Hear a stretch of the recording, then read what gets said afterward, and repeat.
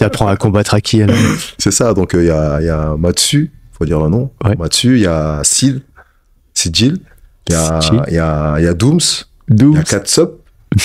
Il y a Liliane aussi, qui vient d'arriver. Ouais. Il y a Braux aussi, qui est là. Ils n'ont pas la prétention de devenir champion du monde ou champion olympique, mais ça a été un challenge pour eux. Ils sont mis à corps et âme, et ils mangent, ils vivent box. Les créateurs de contenu vont se rencontrer, ils sont 10, dont 2 filles qui vont se rencontrer, donc c'est 10 pour faire 5 combats. Ouais. Il y a des gens qui sont éloignés de la boxe, à part une personne qui s'appelle Greg, qu'on connaît, Greg MMA, qui lui est un combattant de MMA, et qui va confronter à celui qui est un peu à l'initiative du projet, qui s'appelle Billy, qui lui a déjà boxé.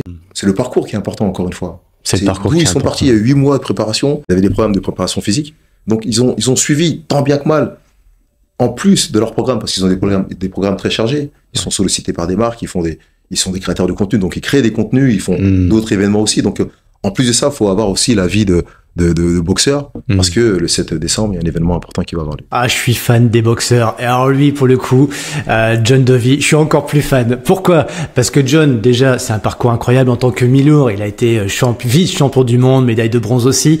En tant qu'entraîneur, sélectionneur d'équipe de France, il a accompagné les plus grands, notamment Sarah Ramoun, que vous connaissez bien dans le podcast, mais aussi Tony Yoka, pour parler que d'eux.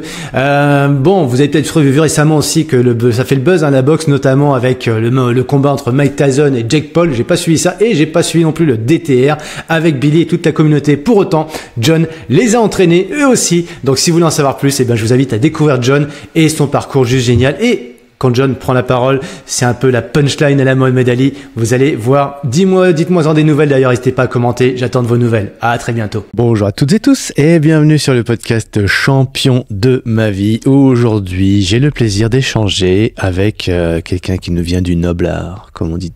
Il m'a pas dit de nom encore, et moi j'aime bien les boxeurs en fait, parce que dans le podcast Champion de ma vie, j'ai eu le plaisir d'accueillir Dylan Charin, j'ai le plaisir d'accueillir Michel Soro, j'ai le plaisir d'accueillir, et pas que en tant qu'invité, mais aussi dans notre entreprise Champion de ma vie, Sarah Oramoun. Et Sarah me dit, il n'y a pas très longtemps, Cyril, si j'avais quelqu'un qu'il faudrait rencontrer, qu'il faudrait interviewer, une belle conversation, je t'invite à retrouver John Dovey, son nom de famille. C'est ça. Et il est là devant moi. C'est un plaisir d'être là, d'avoir été invité déjà, et puis un honneur, c'est bien.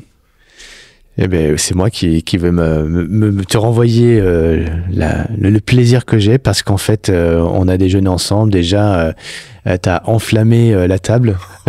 C'est vrai. Et ouais, oui, enflammé entre guillemets sur le fond, parce que t'es un passionné de ton art, de ton sport, que tu pratiques, que tu transmets, que t'enseignes, que tu vis au quotidien. Et comme tu me le disais encore juste avant qu'on démarre l'interview, la boxe, l'école de la vie. Si on commençait par l'école, toi et l'école, puisque si on revient à ton plus jeune âge, John, on va te décrire après, mais tu te souviens de toi quand t'étais tout jeune, tout gamin? C'est vrai que, en fait, je suis dedans en plus en ce moment-là, parce que il y a des gens de chez moi. Alors, je suis originaire d'Aulnay-sous-Bois, et les anciens d'Aulnay ont créé un groupe WhatsApp, et on se relate les histoires à l'ancienne. Il y a plusieurs générations. Alors, moi, je suis de 73. Il y a ceux de 66, 67 qui sont dedans aussi.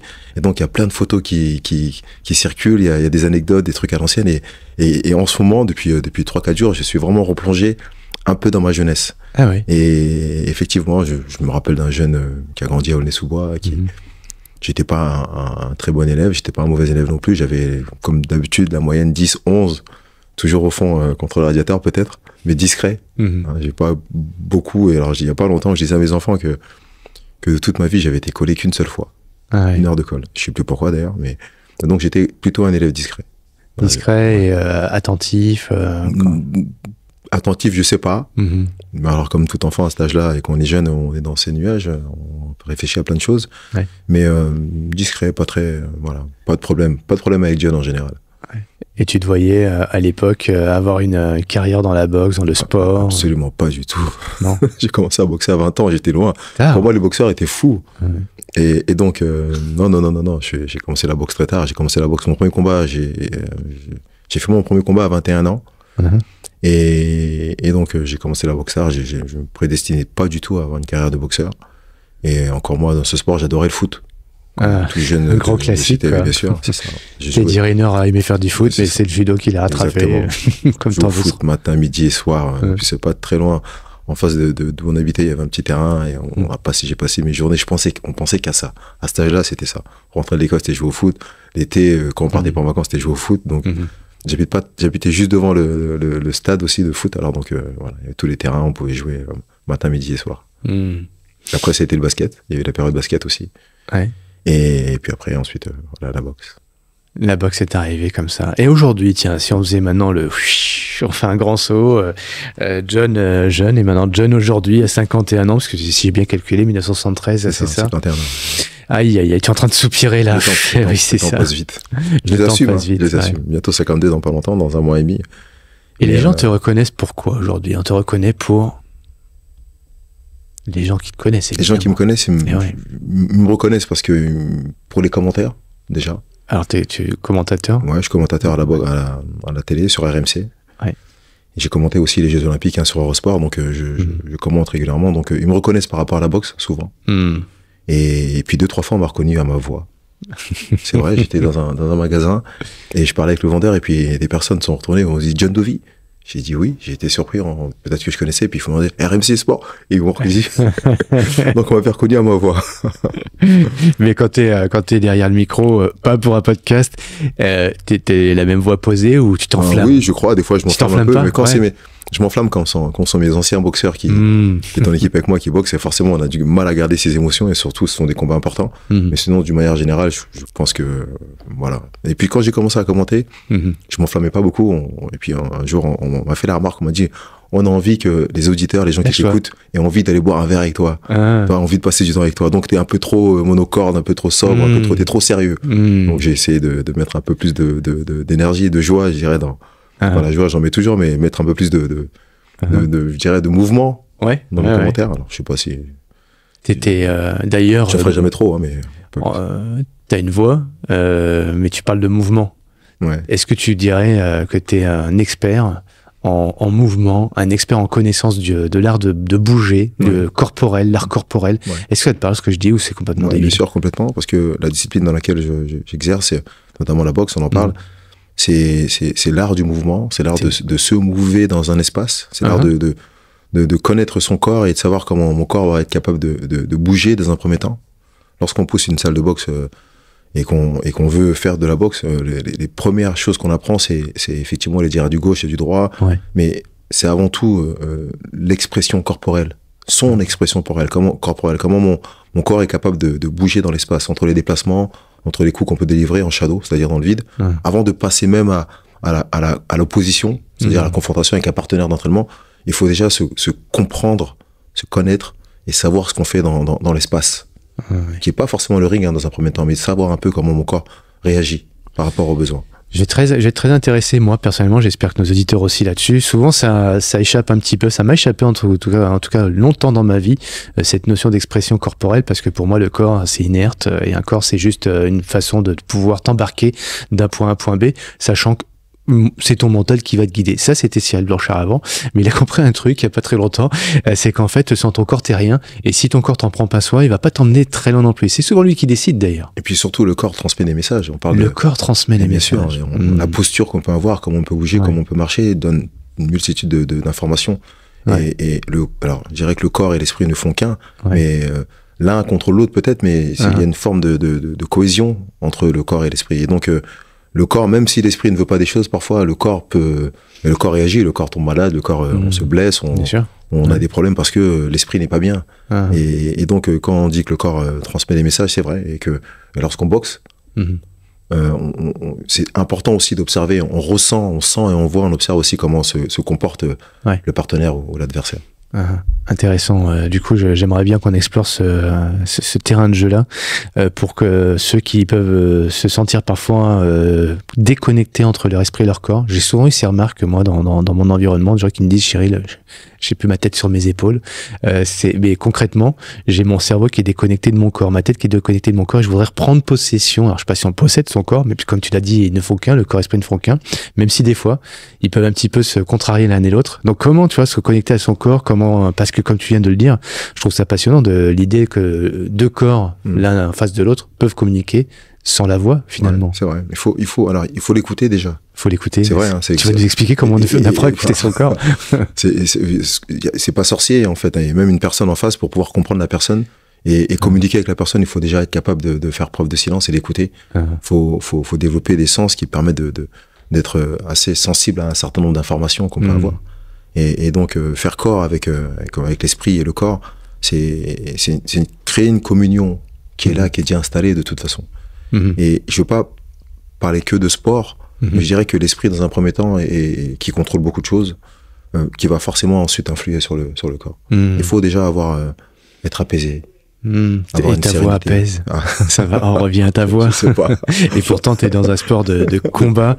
Il faut combattre, et c'est c'est une belle entrée en matière finalement que tu dis et que tu vas nous expliquer, parce que avant de monter sur un ring, de combattre, il faut déjà bien intégrer, se préparer, et ça passe par cette compréhension de son corps, de ses mouvements.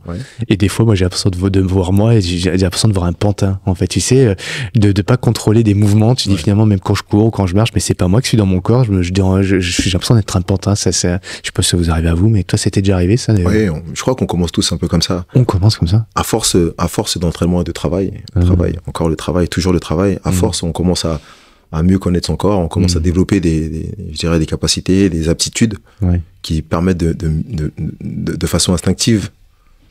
On se sent bien avec toi, là. C'est vrai. Il y a un truc, c'est la voix, c'est le corps. Et en fait, je t'écoute, mais j'ai l'impression que je t'écoute pas, en fait. C'est juste que je ressens, en fait. Et j'ai l'impression d'être bien. D'accord. Tout simplement. Bien. Si je peux véhiculer quelque chose de positif, je vais pas et si on se faisait un podcast pendant 1h30, on dit rien. On dirait. Je vois pas ce que penser entre ce que John dit et rien dire, c'est pareil.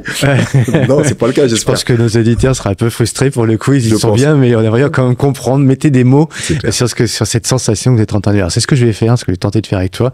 C'est au travers de ton parcours, d'explorer justement, entre autres, la compréhension de son corps, et puis justement, qui nous amène à combattre, parce que toi, dans le noble art, on se combat, et tu vas nous expliquer un peu ça.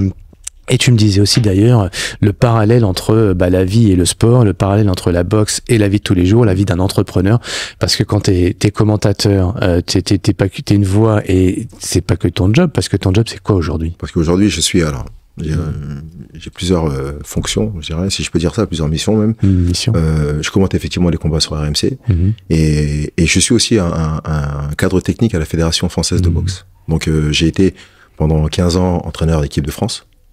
Voilà, j'ai été impliqué sur différents Jeux Olympiques. Pékin à l'époque en 2008, ensuite Londres 2012, ensuite Rio 2016, et pour finir Tokyo en 2021. Jusqu'à Tokyo en 2021. Après, ensuite, j'ai arrêté, parce que ça faisait beaucoup de déplacements, beaucoup de mouvements. Et donc, je suis toujours dans la boxe, je suis toujours au sein de la Fédération française de boxe, sauf que je suis sur du développement aujourd'hui. C'est-à-dire, par exemple, c'est moi qui ai géré le parcours de la flamme. C'est-à-dire que, en fait, le COJO, le comité d'organisation, a contacté des fédérations et leur a dit, écoutez, pour la promotion de votre discipline, de discipline sportive, choisissez des villes dans lesquelles on allons organiser un parcours collectif. Et toi, ça te connaît. Donc, cette connaissance du territoire. C'est pas ça, c'est qu'il a fallu, comme si chaque fédération avait un référent, c'est moi qui étais référent olympique au sein de la Fédération française de boxe. Donc, c'est moi qui ai dû trouver les 2 fois 24 personnes pour les 2 villes, choisir un capitaine, parce qu'il y a un capitaine qui porterait la flamme. Et notamment à Aubervilliers, c'était l'entraîneur de Sarah, Ramon qui était là, Saïd Benadjem. À Saint-Quentin, c'était Jérôme Thomas, qui était un coéquipier de l'équipe de France, qui a fait 2 médailles au jeu, à Athènes et à Sydney, et ensuite à Athènes. Il va bien, il va beaucoup mieux, il est très bien. Il était très content d'ailleurs, très fier de porter la flamme. C'est que ça fait partie du parcours de sportif, de haut niveau. Des fois, on a des hauts, et puis des fois, c'est plus compliqué. C'est la vie de tout le monde. Finalement. Le plus dur, c'est de se relever, c'est vrai. Tu vas nous apprendre à nous relever aussi? Je sais pas si je peux apprendre, mais j'imagine que quand on est sur un ring, on se prend bien sûr, faut se relever. Un bon coup dans le foie. J'apprends à se relever, et en fait on prépare, et l'idée c'est qu'on fasse tomber l'autre. Mais il faut être capable de se relever aussi quand on prend. Et donc voilà, j'ai géré ça aussi. J'ai aussi de villes de Saint-Quentin, tu disais, et Aubervilliers. Le parcours de la flamme, effectivement, Aubervilliers, c'était une de mes missions. J'ai d'autres missions aussi au niveau régional aussi. C'est-à-dire que c'est moi qui suis référent boxe au niveau d'Île-de-France. Tout ce qui est organisation de stages, de regroupement, de détection pour les jeunes boxeurs. Détection aussi. Pour les faire remonter ensuite au niveau de l'équipe de France, tout ça. Donc voilà, c'est un peu, quelques-unes de mes missions que j'ai fait au niveau régional et au niveau national. D'accord. Juste pour la notion du territoire, pour ceux comme moi qui connaissent pas trop la boxe, hormis Pont-Sainte-Maxence, hormis Lyon, enfin tu vois, Lyon, à l'est de Lyon, c'est quoi un peu les beaux temples qui sont allés rencontrer, ou les belles personnes à rencontrer un peu en France, je sais que tu en oublieras forcément, mais le but n'est pas de faire des jaloux quoi que ce soit, mais si tu nous recommandes d'aller voir quelques beaux endroits. Beaux endroits, de belles salles de boxe? Ouais, salles où il y a une lame, tu vois, un truc vraiment, c'est... partout, alors. Il y en a beaucoup, j'imagine. J'adore les salles de boxe. Ouais. Parce qu'en général, dans une salle de boxe, il y a une âme, il y a une histoire. Il y a des histoires dans les salles de boxe, et puis il y a des entraîneurs qui sont là, il y a des générations qui sont en train de changer, parce que des anciens entraîneurs sont en train de partir à la retraite, il y a des jeunes, alors je vais pas citer d'endroits, mais il y a des salles de boxe partout. On trouvera toujours une petite salle de boxe. Ce que je peux dire, par contre, c'est que on sera toujours très bien accueilli dans une salle de boxe. Pourquoi? Mais parce que c'est un endroit où on travaille, où on transpire, où il y a du sang, de la sueur. Et donne pas envie comme ça. Non, mais c'est vrai, mais ça apporte une humilité en même temps, parce que c'est le travail. Ouais. Et parce que dans une salle de boxe, quand tu rentres dans une salle de boxe, tu sais ce que tu viens, tu cherches quelque chose déjà. Il y aura toujours un entraîneur qui sera là pour t'accueillir, pour essayer de t'apporter ce dont tu as besoin. Donc, et chaque boxeur se reconnaît. Et donc, il y a une forme de solidarité. Pas que dans la salle de boxe, mais partout. Lorsqu'on se reconnaît entre boxeurs, dans l'attitude, dans la façon de marcher, dans le nez un peu cassé ou le nez un peu épaté, on se reconnaît. Il y a une forme de solidarité naturelle qui se fait. Donc, je citerai pas de salle, mais je dirais que il y a des salles, il y a partout. Ouais, alors c'est une très bonne réponse que tu nous fais, parce que finalement, pour 99% des gens qui sont jamais allés, enfin de la population qui est jamais, peut-être même plus que ça d'ailleurs, c'est ça, les gens connaissent pas finalement cet univers, cet environnement. Donc tu parlais d'une âme, il y a une histoire. Qu'est-ce qu'on va y trouver? Parce qu'en fait, on a un peu l'impression, et on en parlait d'ailleurs ce midi avec Sarah, que c'est un peu un microcosme, mais c'est un peu fermé. On n'y rentre pas comme ça, et finalement, peut-être merci aux youtubeurs qui vont quand même un petit peu désacraliser le temple avec les bonnes choses, mais peut-être aussi ses dérives. En quoi tu dis c'est ouvert, mais bon, moi je passe devant, j'ai pas l'intuition comme ça naturelle que ça va c'est attractif, tu vois, vu de l'extérieur. Alors désacraliser, déjà, on en parlait tout à l'heure, depuis 2016. Avec la fantastique moisson de Rio, avec Sarah, Estelle, Tony, Souleymane et les autres qui ont fait des médailles. Le sport, là, et c'est ça, donc ça a permis de rendre ce sport plus accessible. Mais aussi, pour revenir aux salles de boxe, il faut pas hésiter. En fait, on n'est pas obligé de s'entraîner lorsqu'on rentre dans une salle de boxe. Avant de passer le cas et d'avoir envie, il faut déjà rentrer et puis humer, sentir un peu l'ambiance qu'il peut y avoir dans une salle, et puis le respect, le travail. Je parlais de sueur tout à l'heure. Et puis, tout le monde peut aller visiter une salle de boxe. Tout le monde peut rentrer et s'asseoir. Comme ça. Bien sûr. On peut rentrer et s'asseoir et dire à l'entraîneur, je veux juste regarder. Juste regarder. On peut observer. On dérange pas. Exactement. Revenir régulièrement, pas faire de bruit, bien sûr. Revenir régulièrement et puis observer, et puis commencer à connaître les boxeurs, à connaître les attitudes, les aptitudes, les habitudes aussi. Et tout doucement, on va commencer. C'est quoi attitude, aptitude, habitude? C'est quoi la différence? L'attitude de certaines personnes dans la salle. Les aptitudes, ça veut dire qu'on peut voir déjà les qualités de certains, voir un peu comment ils se développent. Et puis les habitudes. Et quand on vient régulièrement, on verra qu'un tel vient, serre la main à un tel, va avoir une gorgée, pose son sac. Donc tout doucement, c'est un écosystème auquel on s'habitue tout doucement. Donc c'est aussi important de quelque part de voir. Pour avoir osé un jour, mais c'est pas osé, c'est complètement par hasard. La première fois que je suis entré dans des salles de boxe, j'avais 40 ans ou 40 et quelques, et je salue au passage Arnaud, qui se reconnaîtra, qui m'a fait entrer dans le temple à Pont-Sainte-Maxence. Et là, j'ai rencontré Yvan Mendy, j'ai rencontré des champions, enfin des... Très belle salle en plus, avec une vraie histoire, le club de Pont-Sainte. Je connais bien l'entraîneur. Je connais Giovanni, je connais très bien l'entraîneur, je connais Yvan aussi. Leur caractère. C'est une salle qui est, cette salle, pour parler de celle-ci, c'est avec une ambiance très familiale. Il y a beaucoup de respect, c'est la famille, il y a une vraie continuité, il y a une vraie envie de transmettre, de savoir, et puis on se sent pas étranger à cette famille, c'est ça qui est bien. Et puis il y a tous les niveaux, on peut partir de la boxe éducative jusqu'au plus haut niveau, parce que Yvan a fait une demi-finale mondiale, donc c'est-à-dire dans cette salle, on côtoie, on prépare, on entraîne, on prépare physiquement, techniquement, mentalement surtout, à toutes les échelles de la boxe, du plus bas jusqu'au plus haut niveau. Et comme on a beaucoup parlé sur les derniers Jeux Olympiques aussi, l'inclusion, parce qu'on voit qu'il y a des personnes qui sont dans des difficultés mentales, des difficultés physiques, physiologiques. C'est pas parce qu'on n'a pas toutes les aptitudes qu'on n'a pas, peut pas développer une certaine attitude et finalement t'es le bienvenu même si t'as un handicap ou quoi que ce soit. Et ça c'était étonnant, quoi. Il y a une certaine proximité, facilité à oublier qu'on a des différences dans une salle de boxe, je trouve. Bien sûr, et heureusement d'ailleurs. Et la différence de chacun, c'est ce qui fait évoluer. Et heureusement que dans une salle, on reconnaîtra peut-être la touche de la salle parce que l'entraîneur-chef ou une nation, hein, on reconnaît certains pays comme la façon laquelle ils boxent, mais parce qu'il y a une culture qui fait que. Mais heureusement que au sein de cette salle, il y a plusieurs catégories déjà en boxe. Il y a plusieurs histoires à la boxe. Tout le monde vient à la boxe pour des raisons différentes, pour perdre du poids, pour se défendre, pour apprendre, parce qu'on est intrigué par ces disciplines. Et plusieurs catégories, plusieurs histoires, plusieurs personnalités. Donc même quand on est dans la même catégorie, on boxera pas de la même façon. Donc et heureusement, c'est ce qui rend, c'est ce qui apporte la beauté de ce sport et puis aussi la diversité. Et c'est ce qui fait aussi qu'on se pose constamment des questions. Tu vois, quand j'en parle avec toi, hein, je conscientise un certain nombre de choses et notamment, je me rappelle que quand j'avais eu 19 ans ou 20 ans, je suis allé faire l'armée. C'était une époque où on faisait l'armée et là, on était confronté à à la France telle qu'elle existe, c'est-à-dire sa diversité,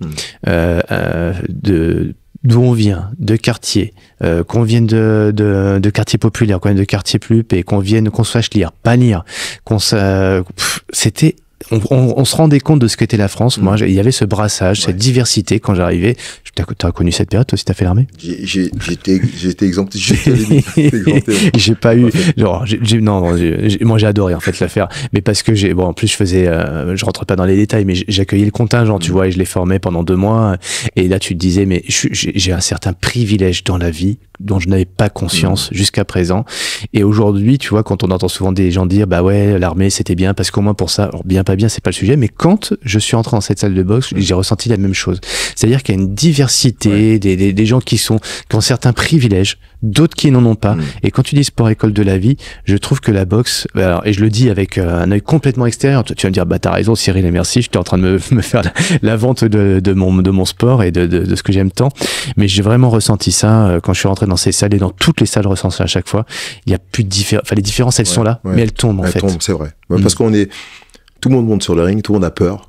Tout le monde a peur. Tout le monde a peur, tout le monde s'entraîne, tout le monde tape dans le sac. Alors effectivement, à des degrés et des intensités différentes, mais comme souvent dans le sport, hein, le sport apporte souvent ça, on est tous logés à la même enseigne.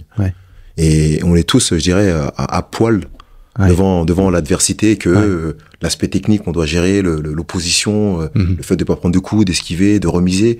On est tous, avec nos caractéristiques différentes, on se retrouve tous sur la même ligne. Donc c'est ce qui fait que à un moment t'as pas le temps de regarder la couleur de l'autre, son issue, d'où il sort, voilà, ça, quelle couche sociale et donc à un moment et tu dois déjà te concentrer sur toi. C'est ça. Et tu te concentres sur toi avec ce que t'as, tes forces, tes faiblesses et justement là, quand pour ceux qui j'ai un enfant, je sais pas quoi faire à la rentrée entre guillemets, j'aimerais bien qu'il fasse un sport, ou j'ai un enfant qui enfin voilà, je sais pas, pour diverses raisons, je me pose des questions et pourquoi je devrais le mettre à la boxe, quel intérêt il y a de mettre un enfant ou un adulte, d'ailleurs on va aussi parler d'adulte, hein. Mais déjà l'enfant, l'adolescent, c'est quoi, qu'est-ce qu'il apprend quand il arrive dans une salle? Il apprend déjà ce dont on parlait au début, à bouger son corps. À mieux connaître son corps, à connaître ses capacités, à voir ce qu'il peut être capable de faire. C'est un éveil corporel. Exactement, se déplacer, bouger, sautiller sur les jambes, se déplacer à gauche, à droite, dissocier les membres supérieurs et les membres inférieurs. Et donc, tout ça commence à te faire comprendre des choses. Et puis, il y a cette notion de percussion. Et là, effectivement, en tout âge, il y a cette notion de percussion, d'apprendre à percuter, sans pour autant chercher à faire mal, mais la qualité du coup, la qualité du geste. Et ensuite... quand on commence à maîtriser tout ça dans un espace défini, parce que c'est ça, il faut tenir compte de tout ça, c'est tous les éléments qu'on apporte dont il faut tenir compte, et dans cet espace défini, on commence à y ajouter un partenaire. C'est pas un adversaire, il faut penser partenaire. Un partenaire, c'est qui a souvent commencé la boxe comme moi, qui a poussé la salle au mois de septembre un peu comme moi, et qui débutait, et puis on a appris le premier tiré du gauche ensemble, et puis tout doucement, on commence à faire un espèce de jeu d'échecs peut-être, en se déplaçant, lui avec ses caractéristiques, il est grand, petit, il bouge à gauche, il est droitier, il est gaucher, et je dois m'adapter en écoutant ce que l'entraîneur m'a dit. Donc avec mes armes que j'ai affûtées, que j'ai appris, que je commence à apprendre, je dois être capable de tenir compte, m'adapter à l'autre qui est en face. Et quand on parle de l'école de la vie, ça associe, ça comme un effet miroir avec la vie. La vie au quotidien, on grandit, on apprend des choses, on va à l'école, et puis avec notre personnalité, avec les choses qu'on a, des qualités qu'on a pu développer, on doit s'adapter à la vie au quotidien avec les gens auxquels on est confronté au quotidien. Ouais. Les camarades de classe, les collègues du travail. Donc, on doit être capable de tout en gardant sa personnalité, être capable de s'adapter à l'autre en face. Et c'est un peu pareil. C'est pour ça qu'on parle de l'école de la vie, parce que la boxe, c'est ça. Et lorsqu'on est jeune ado et qu'on commence à faire de la boxe, on commence à apprendre ça. Au niveau, malgré la percussion, on est capable quand même de contrôler, de gérer, de respecter des règles. Parce qu'on arrive sur le ring, on met pas les coups de pied, c'est les coups de poing, on doit se déplacer, on check avant de commencer, on check à la fin du round. Donc toute cette marque ces marques de respect qu'on commence à inculquer. On a parlé de l'armée tout à l'heure. Ouais. L'armée avait cette vertu, c'est ça. Quand on était à l'armée, il fallait se réveiller à 6 heures, et il y avait une rigueur à avoir, il y avait une tenue à avoir, et quelque part ça éduquait l'homme, quelque part, les jeunes ados. Et la boxe aussi a cette vertu. Et souvent, on a dit que toute personne qui avait qui était un peu agressive dans son attitude, on peut le mettre à la boxe ou le judo, par exemple. Mais parce que c'était pas que pour canaliser la fougue, c'était aussi pour apprendre, assumer ses choix. Parce que si tu fais mal ton geste, tu prends un coup. Si t'es pas capable de respecter les règles, les consignes, tu prends un coup. Donc quelque part, et c'est toi tout seul. Au foot, on est 11 à gérer, on est 11 à perdre ensemble. Là, en boxe, t'es tout seul à perdre, mais t'es tout seul aussi. C'est pas qu'une défaite. C'est un coup que tu prends. Donc, au-delà que le coup fasse mal ou pas, tout doucement, tu commences à rentrer dans ce processus où tu dois te dire que chaque choix que je vais faire, chaque décision que je vais prendre, c'est moi qui vais en assumer les conséquences. C'est ça l'école de la vie, c'est ça. Apprendre à faire des choix. Exactement, faire des choix. Et complètement. Les conséquences de ces choix ont une incidence sur ce qui va arriver. Ouais. Exactement. Donc, c'est-à-dire que les choix que tu vas faire, tu es obligé de réfléchir un peu avant déjà. Tu dois anticiper sur ce que tu vas faire pour ne pas être dans le dur. Et parfois, tu peux faire les mauvais choix. Et faire les mauvais choix, c'est aussi partie de la vie.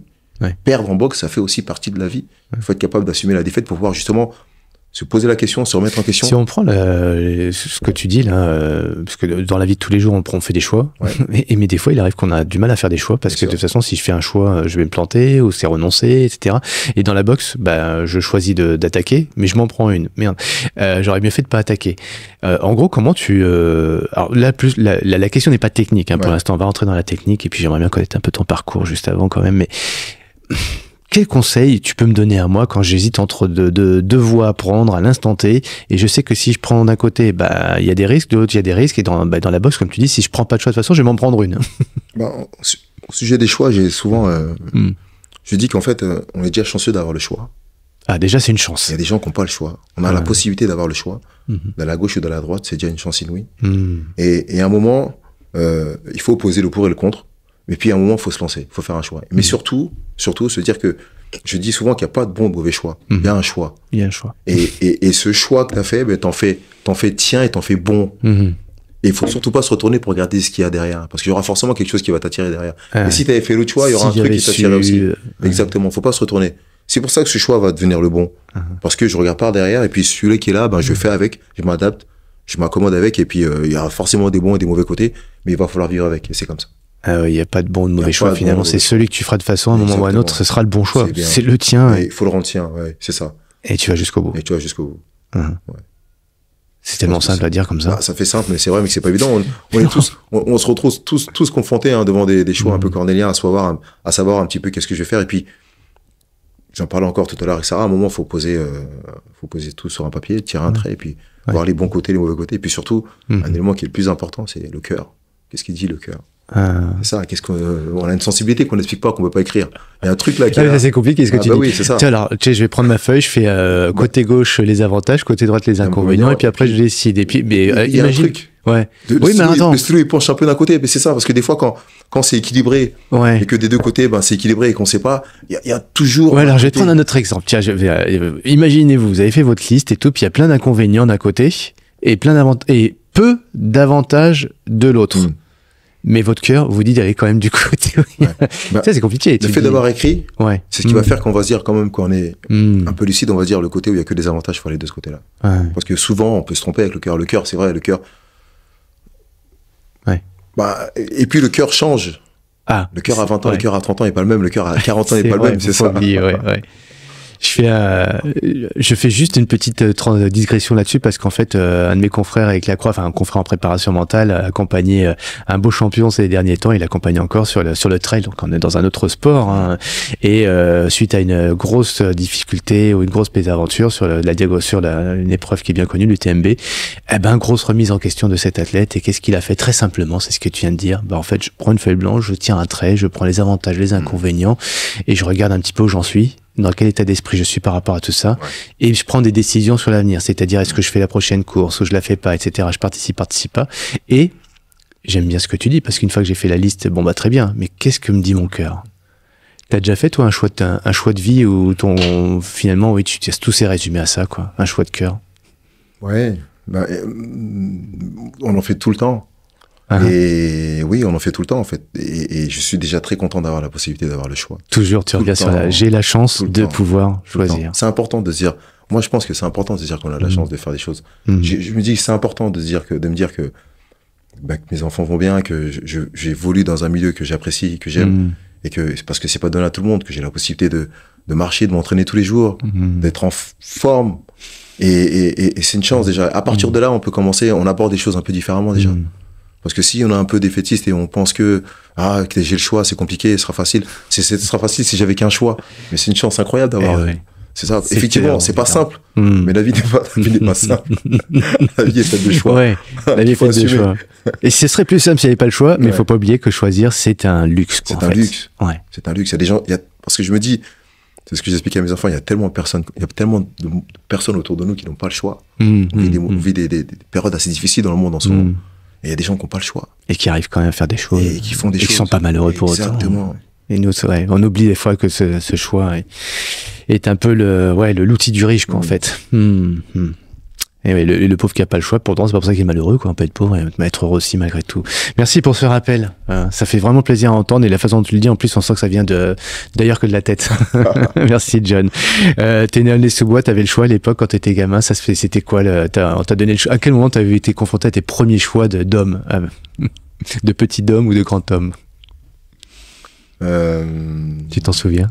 Je te ramène loin. Il faut que je remette dans le contexte. À quel moment? Parce que j'ai eu une vie effectivement à Aulnay où je disais que je passais mon temps on passe son temps à jouer au foot, à aller faire du sport, à jouer avec les potes, à l'été, aller à la piscine, à s'amuser. Et puis finalement, on grandit tout doucement dans le parcours de la vie. On se laisse bercer, je dirais, par la vie sans trop parce qu'on est jeune, c'est la meilleure vie peut-être, parce qu'il n'y a pas de contraintes, on n'est pas conscient des choses. Et puis tout doucement, on va à l'école et puis. Et tout doucement, on commence à rentrer dans la vie et on se rend compte que c'est pas si simple que ça. Parce que là, on fait des choix. Il faut travailler. On te demande de choisir à toi. Il faut travailler. Et puis j'ai eu la chance de découvrir la boxe à un moment où je devenais un ado ou un peu plus vieux.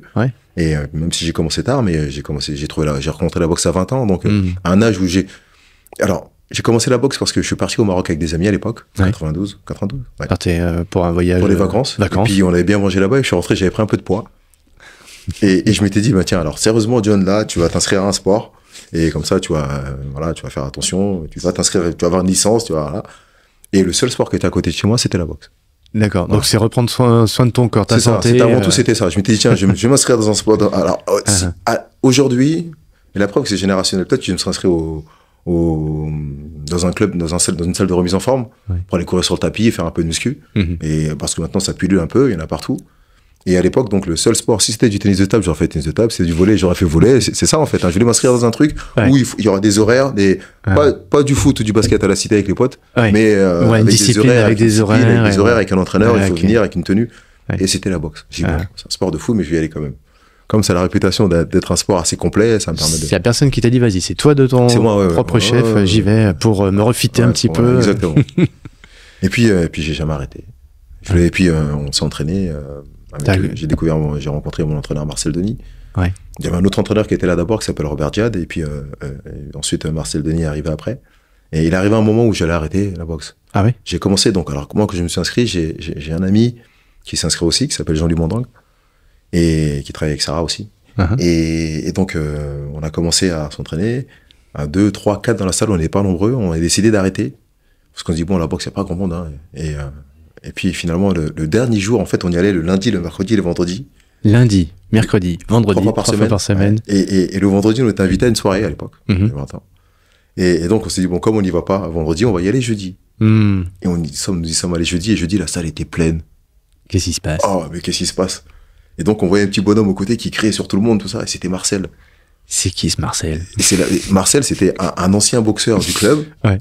Et qui était parti et qui entraînait des boxeurs de boxe thaï, alors que c'était pas sa discipline, mais qui les perfectionnait en boxe anglaise, donc avec les poings. Alors, en fait, et donc, c'est là qu'on a rencontré Marcel, et c'est là que tout a commencé, en fait. Ah oui. Et donc, il venait... Qu'est-ce qui commence? Il y a un coup de cœur, on a un coup de cœur, parce qu'on voit ce mec-là, la salle était quasiment vide, on était à 3-4 dans la salle, on s'est dit, bon, la boxe, ça marche pas. Et alors, un jour qu'on devait pas venir, parce que jeudi, on n'y allait jamais. Et ce jour-là, et là, la salle est pleine. La salle est pleine. C'est un gars qui arrive à faire vivre son groupe, il y a une énergie, un truc. Parce que, en fait, la salle dans laquelle il entraînait les combattants de boxe thaï à Aulnay Centre était en travaux. Donc, tous les jeudis, ils avaient la possibilité de venir dans le club. D'accord. Et on ne savait pas, nous. Donc, de façon inopinée, on est tombé sur Marcel, on a commencé à travailler avec lui, et puis finalement, donc tous les jeudis, on revenait, et quand les travaux ont été finis dans leur salle, ils se sont retournés, on y allait aussi, on faisait les deux. Ah, d'accord. Et donc ensuite, Marcel est revenu, parce qu'à la base, il est du club, il est revenu au club pour faire que de la boxe anglaise. D'accord. Donc voilà, et puis donc on s'est jamais quitté. Et 2 ans après, mon ami Jean-Louis Mondon, qui faisait les Jeux Olympiques d'Atlanta, vous imaginez, 2 ans après. Ah oui. Et moi, j'ai fait les Jeux de Sydney après. Attends. 2 ans après, ton pote, avec l'accompagnement de 3 ans Marcel, après, c'est ça. il va aux Jeux Olympiques, c'est-à-dire en professionnel? Non, en amateur. En amateur, autant pour moi, c'est l'inverse, en amateur. Et mais qu'est-ce qui s'est passé en si peu de temps? En fait, je l'explique parce que ensuite, il y a un autre entraîneur qui est venu qui s'appelle Nasser Lalaoui. Il y avait un duo d'entraîneurs avec d'autres personnes autour, parce que dans une salle de boxe, il y a un entraîneur, 2, 3, mais il y a toujours 2, 3 personnes qui viennent 3 fois par semaine, qui sont des anciens boxeurs, qui donnent un coup de main. Mais c'était les 2 piliers, je dirais, du club. Et en fait, Marcel, qui était un dingue de boxe, se renseignait, s'instruisait autour de la préparation physique et tout ça. Et puis, je dirais que Jean-Louis et moi, et 2 autres boxeurs aussi qui étaient là, on était devenus presque ses rats de laboratoire. Il a tout essayé sur nous, donc finalement, et ça a performé, parce qu'on était un peu fous aussi. Et donc voilà, ça. Et puis quelque part, ça a commencé à drainer, à tirer, à motiver, parce qu'il faut ça aussi. Il y a un truc qui est intéressant dans ce que tu dis, c'est quand avant que tu arrives à Aulnay-sous-Bois, dans cette salle, il n'y avait pas cette énergie. Il y avait pas cette énergie. Il y avait un ancien entraîneur qui était là avec un boxeur pro. Voilà. Mais il y a Marcel qui est passé, qui gravitait, qui était pas très loin. Et vous êtes arrivés, les fous furieux, entre guillemets, les gars qui avaient peut-être un peu faim, l'appétit, là. Il y a une sorte de truc qui s'est créé. L'osmose d'un truc qui s'est créé, exactement, avec une envie de travail, avec l'amour de ce sport, avec l'envie du challenge aussi. Et puis tout doucement, on n'avait pas prévu de faire de compétition, puis on a commencé à faire des compétitions. Il y avait alors cette compétition que tous les boxeurs d'Île-de-France connaissent, qui s'appelle le challenge du premier round. Donc, challenge du premier round. Challenge du premier round, c'est là où tous les 0 combats commencent, où tu as la peur au ventre, tu te dis mais qu'est-ce que je fais là? C'est où? À Pouchet, à Porte de Saint-Ouen. À Porte de Saint-Ouen. Et tout le monde te dit, mais tout le monde a commencé là d'ailleurs. Et tout le monde te dit, et tout le monde ressent, et quand on en parle aujourd'hui avec les anciens, tout le monde a ressenti la même chose, parce que les vestiaires étaient en sous-sol. Et donc tu montes les vestiaires pour monter, et à côté, quand tu montes les vestiaires pour aller à la salle de boxe dans le gymnase, tu passes devant une baie vitrée où il y a des gens qui jouent au tennis. et on s'est tous dit, mais pourquoi je fais pas du tennis? Il y a moins de... C'est catégorique. On s'est tous posé cette question, mais qu'est-ce que je fais là? Pourquoi je fais pas du tennis comme eux là en bas? Et là, toi, tu vas au combat. Donc voilà. Et donc nous on allait au combat. Tu te souviens de ton premier combat? Oui, bien sûr. Je disais, je ferai qu'un seul combat, après j'arrête. Et à chaque fois, je me rappelle, il y a un photographe qui était là, qui était à Pouchet, qui prenait des photos. J'ai encore des clichés de ce trop bien. Tu m'en feras. Ouais, d'accord. Je veux bien. Et ça, je les partage. Et à chaque fois, il me disait, donc j'avais fait un combat, puis 2. Alors, je disais que j'en ferais qu'un seul, j'ai 166 combats en tout. 166 combats? Et donc, à chaque fois, il me disait, alors, je dis, ouais, non, mais celui-là, c'est le dernier. Oui, mais celui-là, après, c'est le dernier. Donc, forcément. Dès le premier, tu as dit, c'est le dernier, et il y en a eu 165 derrière. C'est ça, exactement. Donc, c'était en quelle année, dis-moi? Mon premier combat date de janvier 94. Janvier 94. Il y avait la couleur à l'époque? C'était pas en noir et blanc. Il y avait les couleurs. Non, mais tu sais, je me souviens, avec les jeunes d'aujourd'hui, 94, ils étaient pas nés, les gars. Il y avait c'est quoi, c'était un photomaton? Non, t'avais un truc qui sortait, la Polaroid. Alors, les photos de ce photographe, c'était les photos en noir et blanc. Ah, c'était oui, mais c'est super, elles sont fantastiques. Magnifique. Elles sont superbes, j'en ai encore. Et puis il y a des potes qui en ont aussi parce que ils prenaient des photos pour tout le monde, donc on les achetait après. Et donc quand on se revoit, on s'envoie des photos qu'on prend en photo maintenant, qu'on s'envoie. Et chacun se rappelle cette période où on a boxé ensemble, on était dans les mêmes trucs, dans les mêmes vestiaires, et on a des photos souvenirs, et c'est super. Super. Immortel. Ces moments. C'est souvenir à vie. Oui. Bien sûr. Chargé d'émotions, chargé de peur aussi, et puis la peur, c'est une émotion. La peur, je t'imaginais en train de remonter les escaliers, voir le cours du tennis, là, et puis toi, non, je vais pas à droite, je vais à gauche pour aller pour mon premier combat. Et là, tu ressens quoi, là? Et à chaque fois, tu te dis, mais qu'est-ce que je fais là? Et à chaque fois. Et après, 165 après, à chaque fois que tu... À 165, tu te dis toujours, qu'est-ce que je fais là? Qu'est-ce que je fais là? Ah oui. Il y a qu'une seule fois. Et à quel moment ça sert? Ah, excuse-moi. Vas-y, continue. J'allais dire, cette peur du boxeur. Ouais. Alors, on peut l'appeler de façon différente, hein. Une peur, appréhension, la peur de mal faire, c'était ça en fait. Ah oui. Et à plusieurs degrés, la peur du combat, ça dépend qui tu rencontres aussi.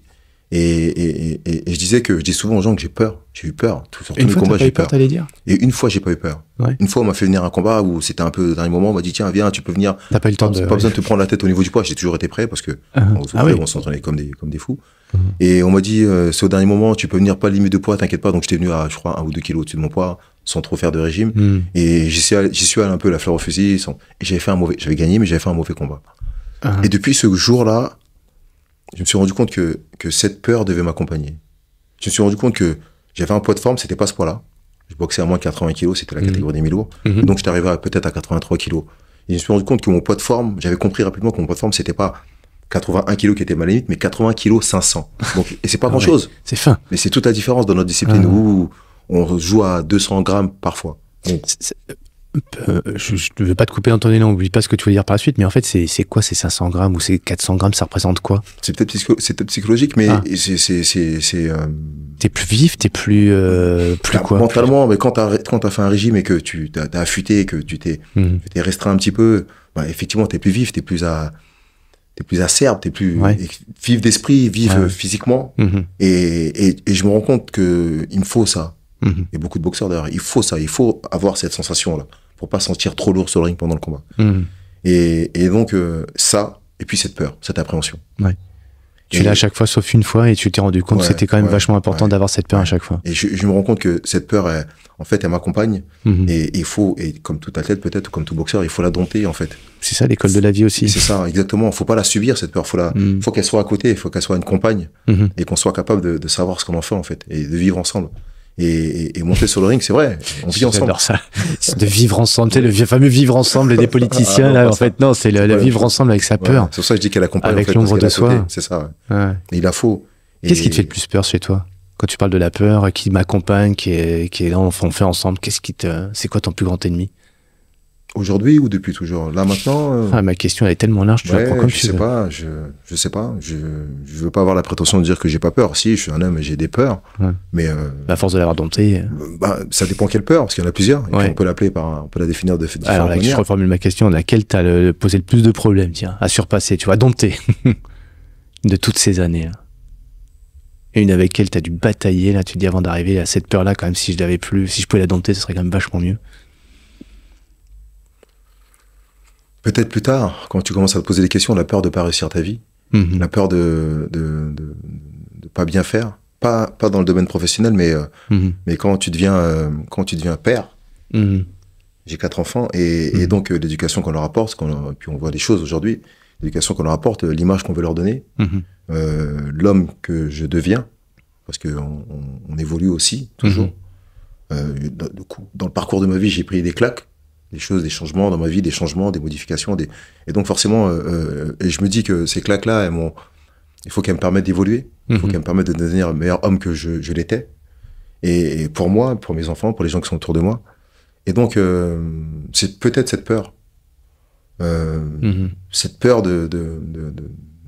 réussir, de faire les choses, et même si, alors je vais pas me contredire, mais au fond de moi, je me dis que j'ai cette espèce de confiance en moi quand même, où je me dis que John, t'es travailleur, j'espère pas une mauvaise personne, et que j'essaie de faire les choses dans l'ordre. Et donc effectivement, des échecs, il y en aura, ça fait partie de la vie, il faut être capable de se relever, mais on a quand même cette espèce d'appréhension. Et c'est un peu comme la boxe, cette appréhension, elle est là, cette peur, elle est là, mais parce qu'il faut qu'elle soit là. On peut pas avancer dans la vie sans peur et en pensant que je vais tout réussir. Est-ce que c'est ça, justement, quand on connaît pas la boxe et qu'on vous voit, c'est péjoratif la façon dont je le présente, mais c'est fait un peu exprès, hein, de se regarder dans le miroir. Tu sais, on peut avoir l'impression qu'il est un peu comme les gars qui font enfin, qui sont, de façon générale. Tiens, une danseuse, je vais prendre un autre exemple, une danseuse qui regarde dans le miroir. En fait, on peut imaginer que c'est un côté narcissique. Non, mais pas du tout. Explique-moi ça. Pas du tout. Explique-nous. Et souvent, quand j'enseigne la boxe, et j'explique aux gens pourquoi il y a une salle, il y a des miroirs dans les salles. Pourquoi il y a des miroirs? Il y a des miroirs parce que la boxe est un sport technique. C'est un sport à habilité ouverte. C'est pas de la course. Habilité fermée, on court sur une piste. Il n'y a pas d'adversaire, on ne doit pas s'adapter à une tactique de l'adversaire. L'aviron aussi, pareil. C'est l'aspect physique qui est en compte. Le foot, la boxe, le judo, et on a un partenaire, on a un adversaire en face qui nous cause des problèmes et on doit... Un partenaire, ouais. Je dis pas adversaire. Ouais, je veux bien. On a un partenaire parce que sans lui, on serait rien. On peut l'appeler adversaire à un moment, mais sans... S'il n'y a pas un autre mec en face à qui on doit mettre des coups et qui doit m'en donner, on devient... Et c'est pour ça qu'à la fin, on tombe dans les bras l'un de l'autre parce que finalement, on respecte le travail qu'il a fait. Et s'il n'était pas là, j'aurais pas pu être là non plus. Donc il y aura toujours une forme de respect. Et donc, la boxe est un sport à habilité ouverte. Donc, ça veut dire qu'il faut constamment s'adapter. Il faut voir, et on parlait du geste au début de notre entretien, et de s'observer, de mouver, de voir un peu comment on est. Et il y a souvent une différence entre ce qu'on peut ressentir et ce qu'on fait vraiment. C'est ça, et le miroir, ça permet d'avoir un peu un regard extérieur. Exactement. Alors qu'on se regarde de l'intérieur, on a une certaine une vision de soi. Et quand tu te vois de l'extérieur avec l'aide du miroir, tu vois les choses différemment. Exactement. Donc, ça permet de concilier entre ce que tu ressens et ce que tu vois. Et donc, ce que tu ressens et ce que tu vois. Et alors, j'ai un exemple. Quand je boxais, je me rappelle, je mettais les mains là avec mes gants. Je me disais, lève les mains, lève les mains. Pour moi, mes mains étaient levées. Et puis, je me suis regardé dans le miroir. J'ai vu que mes mains étaient levées, mais elles protégeaient pas mon visage. Ah oui. Et mes mains doivent être là, en fait. Donc, et s'il n'y a pas le miroir, je me rends pas compte. Et on me le disait. J'étais sur le ring, je prenais des coups. Je me rendais pas compte. Alors, je prenais pas des coups tant que ça, mais voilà, j'étais là, en fait. Et ma garde n'était pas placée là où il fallait. Donc, il fallait juste lever un peu plus pour me protéger un peu plus le visage. Et rien que ça, c'est le miroir qui te permet. Et c'est pour cette raison-là que, alors je l'illustre par cet exemple, mais c'est pour ça que dans chaque salle de boxe, il y a un miroir parce que c'est important de se voir. Rien à voir avec le côté narcissique. Et je dirais même que tous les athlètes qui font du culturisme, ils se regardent, pas parce qu'ils sont narcissiques, mais parce que, d'après ce que je comprends, c'est du haut niveau aussi. Ils sont sur tellement du millimètre près, sur la capacité à développer un tel muscle qu'ils ont besoin de se voir pour voir si il y a une cohérence parce qu'ils sont jugés. C'est pas que eux, leur ressenti, leur chevaux. Il faut pas oublier que c'est un sport où ils sont jugés. Donc, un peu comme eux, mais c'est important de se voir et nous, sur les déplacements, de voir un peu comment le rendu, comment on se sent. Est-ce que dans cette gestuelle que j'effectue moi et que je vois, est-ce que je me trouve beau? Est-ce que je me trouve bon? Est-ce que je suis efficace? J'allais te poser la question. Parce que la beauté du geste. Et oui, il y a la notion d'efficacité par rapport au ressenti, Exactement. parce que tu disais la position des mains pour se protéger, pour mieux attaquer, etc. Mais tu m'as coupé l'herbe sous le pied, j'adore ce que tu viens de dire. Est-ce que tu t'es trouvé beau la première fois que tu es regardé dans un miroir? La beauté du geste? Non mais toi? Ah, moi? Ouais, c'est dur de se regarder dans un miroir, vraiment quoi. En fait, quand tu rentres dans une salle de boxe, tu te regardes pas dans le miroir en disant est-ce que je suis beau? Est-ce que mon faciès est beau? Oui. C'est pas ça, sauf si je te l'ai fait abîmer, c'est pas pareil. Mais c'est plutôt la beauté du geste. Voilà, est-ce que mes déplacements sont cohérents avec la beauté, c'est pas toi tel que t'es figé. C'est pour ça. C'est tel que tu bouges. Exactement. C'est pour ça que je dis que quand on vient dans une salle de boxe et que lorsqu'on bosse une salle de boxe, on est souvent influencé par quelqu'un. Et je dirais des gens de ma génération, Tyson, Mohamed Ali et Rocky souvent sont les trois qui reviennent souvent. Il y en a qui n'existent pas. Et puis c'est vrai, mais souvent, et lorsque on a été influencé par ces personnages, lorsqu'on bouge devant le miroir, on a envie de leur ressembler, en fait. C'est ça. C'est ça l'image qu'on a avant de commencer à s'approprier sa gestuelle et ses mouvements et ses caractéristiques. Parce que je vais prendre Rocky. Et, moi, je pourrais prendre Tyson pour moi et Mohamed Ali, par exemple. Et toi, tu vas prendre Rocky parce que forcément, t'as un blanc en face de toi, c'est pas toi. Et moi, j'ai un black en face de moi, c'est pas moi. Mais finalement, c'est pas comment dire, on regarde de façon statique un miroir, évidemment. Mais par contre, la façon dont je vais bouger, dont j'effectue mon geste, je peux ressembler à telle personne, finalement. Ça dépend de son histoire. Son style, son histoire. Ça dépend de ton histoire, ça dépend de ce que tu veux. Je dis que moi, j'avais pas de modèle quand j'ai commencé à boxer. J'ai pas commencé parce que j'ai regardé. T'as fait un mix? Non, même pas, non. C'était moi parce que j'ai expliqué pourquoi j'ai fait de la boxe. J'ai pas fait de la boxe parce qu'un jour j'ai regardé Rocky à la télé et je me dis tiens, oui, c'est vrai. Souvent les gens ont fait ça. Beaucoup de gens ont ce style à la Tyson parce qu'ils ont aimé Tyson, ce style un peu offensif, un peu guerrier dans l'attitude parce que ils sont venus à la boxe et ça se sent, et ça se voit. Et quand tu leur parles de Tyson, ils ont des yeux qui s'ouvrent et ils disent ah Tyson moi j'adore. Et tu sens dans leur style que ça. Mais par contre, quand tu mesures 1m92 et que t'es grand en longiligne, c'est difficile de copier Tyson. Tu fais 1m92 ? Non, pas moi. Je te bien aimé. Donc, c'est-à-dire que ça dépend de la morphologie aussi. Donc, c'est-à-dire qu'on peut arriver là, influencé par quelqu'un, mais ta morphologie, tes caractéristiques, vont vite te emmener là, mais vont vite te faire adapter. Et l'entraîneur que tu as rencontré aussi va rapidement te faire évoluer par rapport à tes caractéristiques. Donc, même si tu es là par rapport à Tyson, tu mesures 1m92, t'as pas la morphologie d'un Tyson, t'auras du mal à bouger comme Tyson. Et puis, c'est pas cohérent.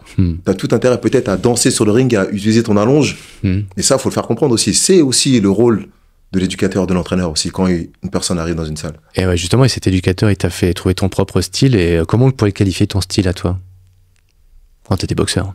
Donc, j'étais beaucoup sur l'esquive, moi. J'étais un boxeur assez mobile, c'est-à-dire que je bougeais beaucoup. D'accord. J'étais beaucoup sur l'esquive. J'adorais particulièrement esquiver et remiser. J'étais pas très offensif. J'étais pas un boxeur attaquant, j'étais plutôt un boxeur en contre-attaque et qui tendait des pièges. Ah, c'était mon style. Je vais dire, tu flippais ou quoi? T'esquives, tu flippes. En général, quand t'esquives, tu flippes pas, surtout quand tu remises. Tu tends des pièges. Quand t'esquives, c'est quand tu te sauves un petit peu. C'est un stratège, quoi, en fait. Ouais, voilà, faut être stratège. Non, on pourrait dire tu fuis. Mais la boxe, c'est un sport de toute façon de stratège et de stratégie. Il faut. T'as parlé de technique, de physique, et là, on est dans la tactique.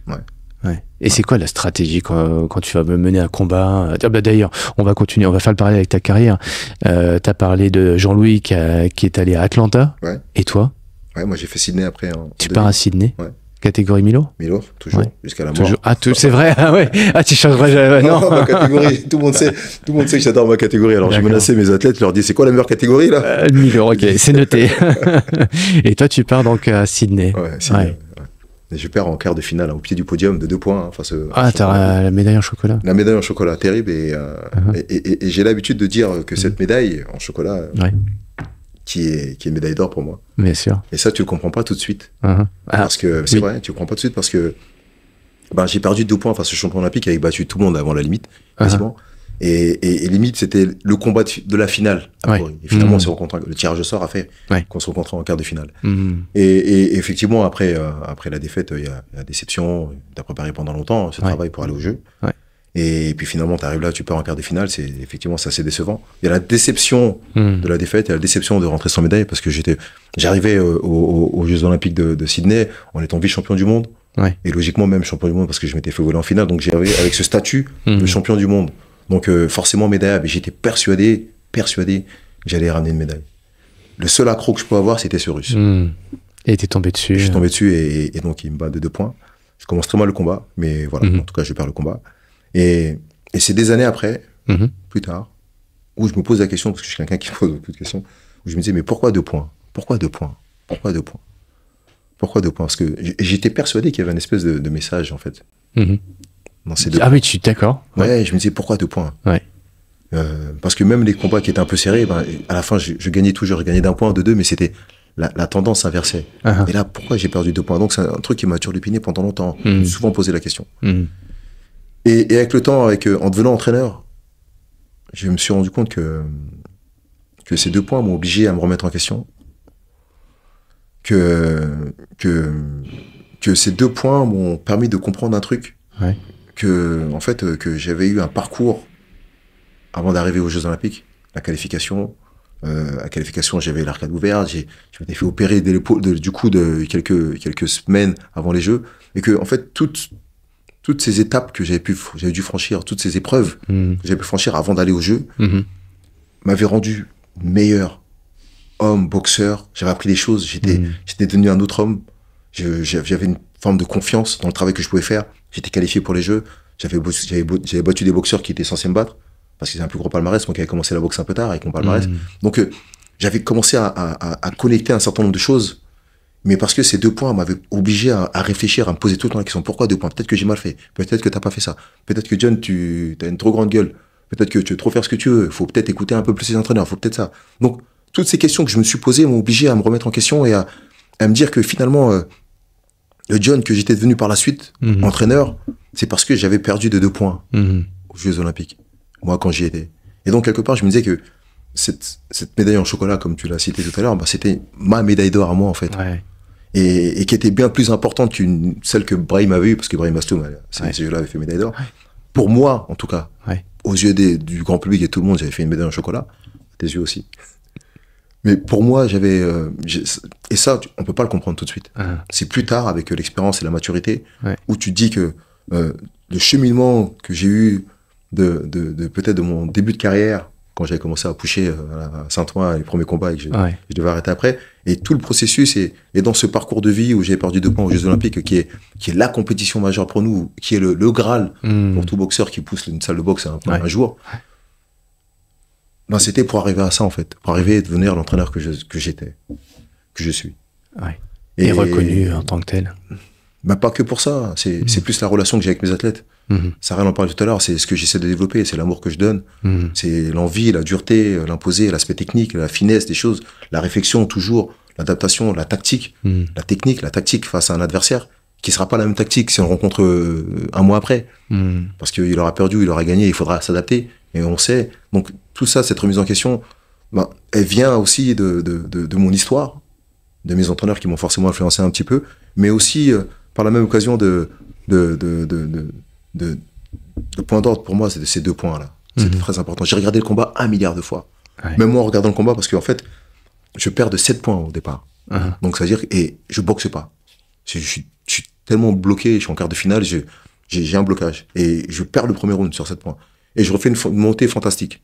Et donc, jusqu'au bout, et même des potes à moi qui ont vu le combat, qui le revoient encore, ils me disent, jusqu'au bout, on pense que tu vas passer devant. Et finalement, bam, ça s'est arrêté. Les potes qui me criaient, John, 2 points, 2 points, 2 points. Donc, je perds. 2 points. C'était mon histoire. Et ça tourne en boucle après. Ça tourne en boucle pendant longtemps. Pendant longtemps. Mais ça devient une obsession, non? Mais c'est quelque chose comme tu dis, avec du recul ou avec le temps, c'est devenu une force, enfin quelque chose que tu as processé de façon positive, mais pendant longtemps, tu t'endors à chaque fois avec cette idée de 2 points, non? C'est une obsession sans que ça me pourrisse la vie, parce qu'il faut avancer. Mais c'est un truc qui est là. Je disais ce combat-là, j'ai regardé 1 milliard de fois. Et même moi, par moment, je crois que je vais remonter. C'est vrai. Tu refais le match. Je pense que j'ai remonté les 2 fois, mais je ne remonte pas. Comme dans un film, on regarde 36 fois le film, on veut que la fin soit pas la même. Et là, même, c'est toi l'acteur et tu dis, ça peut changer. Bon, pas de point. Mais en tout cas, ça me rend plus fort, ça me rend meilleur, pas que sur l'aspect sportif. En tant qu'homme. En tant qu'homme.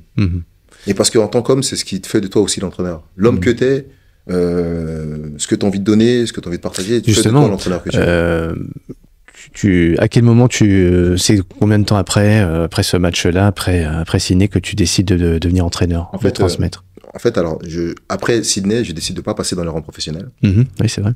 Je décide de rester pour faire les Jeux Olympiques. Je me disais, là, j'ai compris, là, les prochains Jeux, je vais devenir champion olympique. Et malheureusement, je me qualifie pas. La qualif Ouais, pour Athènes. Je me qualifie pas. Alors, on sait, dans notre monde, le monde de la boxe, il y a beaucoup de mauvais. Alors, souvent, on peut dire c'est des excuses, hein. J'étais prêt. Alors, j'avais même oublié, mais c'est mon entraîneur qui me disait cette année-là, tu avais battu le champion olympique, le vice-champion olympique, et tu avais perdu d'1 point face au champion olympique. Bon, bref. En tout cas, j'étais sur le haut du pavé. Encore une fois, je fais partie des meilleurs boxeurs mondiaux à ce moment-là.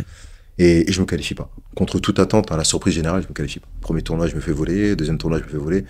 Et bizarrement, au deuxième tournoi, premier tournoi, c'était un championnat d'Europe qui permet de se qualifier. Et non, c'est au championnat d'Europe où je me qualifie pas, ou dans le vestiaire. Quand je perdais, je cassais tout dans le vestiaire. Je déteste perdre. Ah oui. Et j'ai compris que j'allais pas me qualifier. Je crois que j'ai dit, je vais aller jusqu'au bout parce que ça fait 4 ans de travail et je vais aller jusqu'au bout. Et puis il y avait une concurrence. Mais tu sais que j'étais numéro 1 dans ma catégorie, j'allais pas laisser le truc. Mais j'ai senti que j'allais pas aller au jeu. J'ai senti que j'allais pas me qualifier. J'ai senti que j'ai dit, hein, ils me laisseront pas aller au jeu. Et donc je me suis pas qualifié. 2004, donc je vais pas au jeu. Et je préparais mon après-carrière, puisque j'arrête ma carrière en 2005, un an après. D'accord. J'avais 33 ans à l'époque. Donc voilà, j'arrête ma carrière à ce moment-là. Et donc je reprends mes études pour passer le professorat. D'accord. Et à la demande de mon entraîneur de l'époque, Dominique Nato, qui est président de la fédération actuellement, qui me dit, hein, John, il m'appelle, il me dit, John, passe pas dans les rangs professionnels, on a besoin de toi. On a besoin de toi, on a besoin d'un quelqu'un comme toi pour... T'as la réflexion, tout ça, pour reprendre tes études et devenir entraîneur. Parce qu'il y a des entraîneurs qui vont arriver, qui vont passer à la retraite, donc on a besoin de... Et j'ai demandé 1 mois de réflexion. Puis j'ai réfléchi pendant 1 mois pour est-ce que je passe pro. Et puis je regardais aussi qu'autour de moi, tous les boxeurs qui avaient fait Sydney comme moi, le seul qui s'en sortait plus ou moins bien, c'était Brahim, parce qu'il avait fait champion olympique, et c'était compliqué, et que le modèle boxe professionnel en France était compliqué à cette époque-là. Donc je me suis rendu compte que je m'en sortirais pas, que c'est difficile, que je serais pas épanoui, forcément. Et c'était plus important peut-être, c'était mieux pour moi de rester dans les rangs amateurs et refaire les Jeux Olympiques et puis après embrasser j'y suis allé sans trop y croire, devenir entraîneur national. J'en parlais avec Sarah tout à l'heure encore, je me rappelle le premier jour je suis arrivé avec mon sac Tacchini à l'INSEP avec mon sac et je faisais les allers-retours et donc quand je suis devenu entraîneur et que j'ai été même responsable du pôle entraîneur et que j'avais la clé de la salle et qu'un jour j'ai fermé la porte, c'est moi qui fermais la porte. Le premier jour parce qu'il y a une barrière, je me suis mis sur la barrière pendant 15 minutes et je regardais la salle et dans ma tête, je me disais, t'imagines le parcours, en fait, et j'avais jamais dans ma vie, j'aurais pu penser que je serais devenu entraîneur et responsable de l'équipe olympique, moi qui avais commencé la boxe à 21 ans, qui voulait arrêter. Par hasard, presque, en plus. Ouais, par hasard. Pour perdre du poids. Ouais, c'est ça. Après les tagines et le couscous. Exactement. Et là, tu te retrouves, tu te rappelles? Donc voilà, c'est ça. Donc quand je suis devenu entraîneur et responsable, pas entraîneur mais responsable, ça m'avait fait cet effet-là parce que j'étais devenu responsable, pas que entraîneur.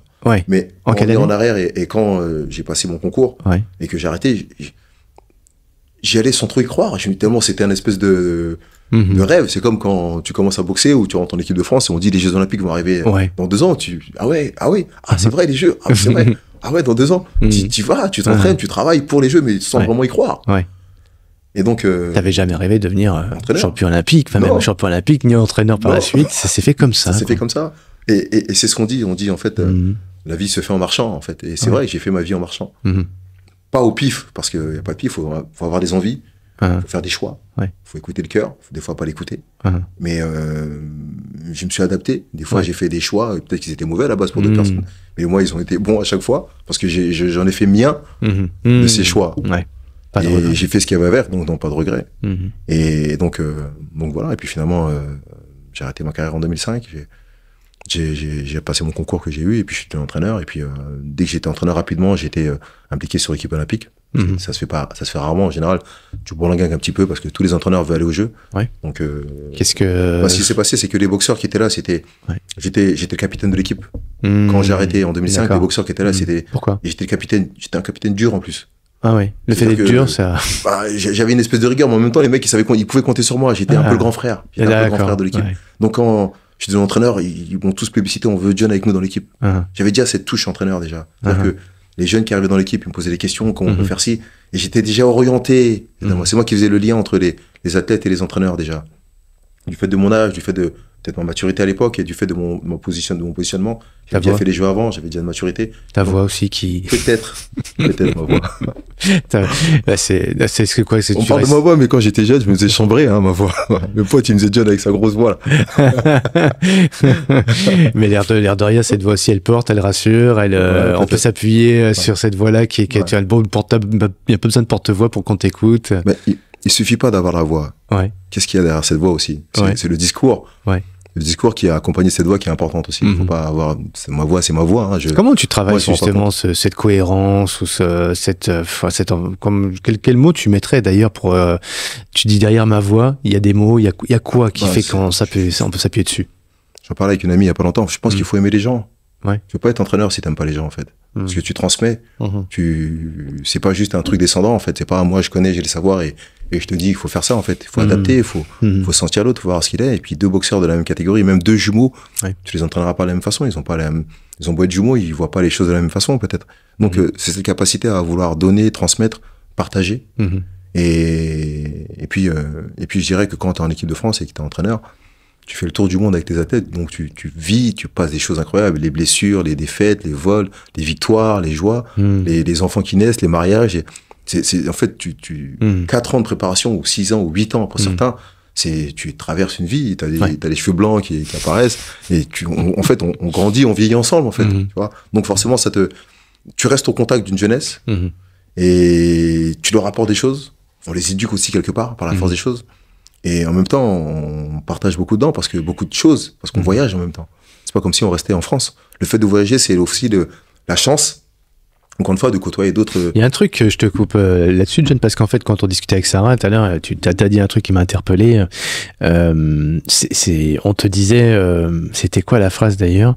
Ils doivent énormément apprendre grâce à toi, de ce que tu sais, de ce que tu fais, etc. Et donc le coach, en tant que coach, c'est super important pour tes athlètes, etc. Et toi, tu as répondu, mais moi, j'apprends énormément d'eux. Ouais. Est-ce que c'est ça la clé quand tu parles d'aimer les gens, c'est une chose, mais qu'est-ce que tu vas en quoi les gens qui sont les jeunes en face de toi, enfin jeunes ou moins jeunes d'ailleurs, qui connaissent pas, qui ont pas ton savoir, qui n'ont pas ton expérience, qu'est-ce que tu en retires toi? Qu'est-ce que tu en retiens et qu'est-ce que tu apprends à leur côté? C'est comme la boxe. C'est ce que je dis souvent, quand on rencontre un adversaire une fois, deux fois, trois fois, ce sera jamais pareil. On a beau l'avoir battu, on abordera le combat de façon différente. On peut pas reproduire la même chose. Il faut se remettre en question tout le temps. Et les athlètes qu'on rencontre, c'est pareil. Je disais tout à l'heure, je parlais des jumeaux qui n'auraient pas les mêmes caractéristiques, c'est pareil. En fait, on apprend toujours. C'est cette capacité à être humble, à s'adapter à l'autre et surtout à capter, à sentir les caractéristiques et pouvoir rentrer dans cette mécanique pour pouvoir le faire évoluer et le rendre meilleur. Et qu'est-ce que tu trouves comme intérêt, comme bénéfice, toi, à ça? Parce que j'entends la posture d'humilité et tout, mais ça, c'est qu'une conséquence. C'est le plaisir de découvrir. Ouais. Parce que on parlait du tube tout à l'heure. Ouais. Quand je dis ton corps doit être un tube. Raconte ce que c'est le tube. Ça interpelle tout le monde parce que d'ailleurs, allez, on va y venir après parce que quand même, c'est un peu l'anecdote du moment, mais c'est une anecdote qui va faire beaucoup de bruit dans quelques jours. Il y a quelques youtubeurs qui t'ont sollicité pour un grand event. Indirectement avec Brahim, hein.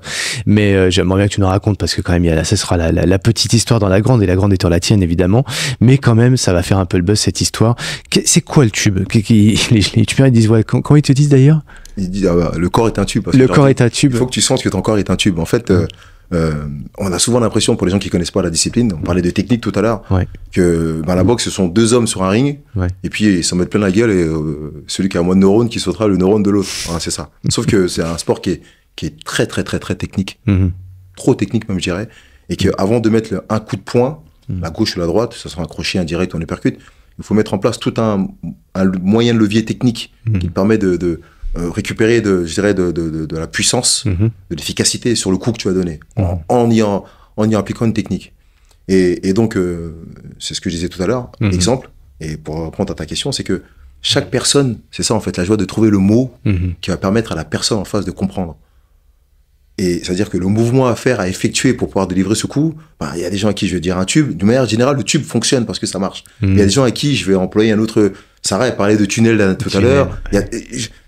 Inconsciemment, naturellement, pour faire comprendre ce que je veux ressentir, ce que la personne doit reproduire, j'essaie de trouver le mot qui va matcher, qui va dire « Ah, d'accord, je comprends, John. » Tu crées une image mentale, t'ancres quelque chose à travers un mot. Exactement. Et dire que le corps est un tunnel, il faut que le corps soit droit et fasse une forme de rotation. Comme est un tube, pardon, le corps est pas un tunnel, que le corps est un tube, et en forme de tube, et il doit tourner. Le corps ne doit pas avancer vers l'adversaire parce que on s'expose à prendre un coup. Il doit pas reculer parce qu'on s'éloigne de la cible qu'on doit toucher. Il doit rester à sa place et faire un mouvement comme un tube et tourner sur lui-même pour pouvoir libérer les bras à chaque fois qu'on arrivera devant la cible à toucher. D'accord. L'énergie, c'est pas d'avancer, c'est de pivoter. C'est de pivoter, c'est de tourner, exactement. Et quand on dit pivoter, les gens comprennent pas. Mais quand on dit ton corps est un tube qui tourne, les gens comprennent mieux. Un tube. Ou une paille. C'est ça. J'aurais pu dire autre chose, effectivement. J'aurais pu mettre une paille. Non, mais le tube. Ton corps est un tube qui tourne. Alors, quand on dit ça, ça y est, j'ai compris. Les gens comprennent, c'est ça. J'ai compris. Tu vois, même toi, t'as compris, là. Ouais, parce qu'on a l'image, en fait. On visualise le truc, tac, et oui, forcément. Donc, et toi, ton plaisir, ce que tu disais, c'est de voir que la personne, elle a capté un truc, et ça se voit dans le regard. Ça se voit, ça se ressent à l'impact, ça se voit dans le regard, et tu te dis, ça y est, on a trouvé, j'ai compris.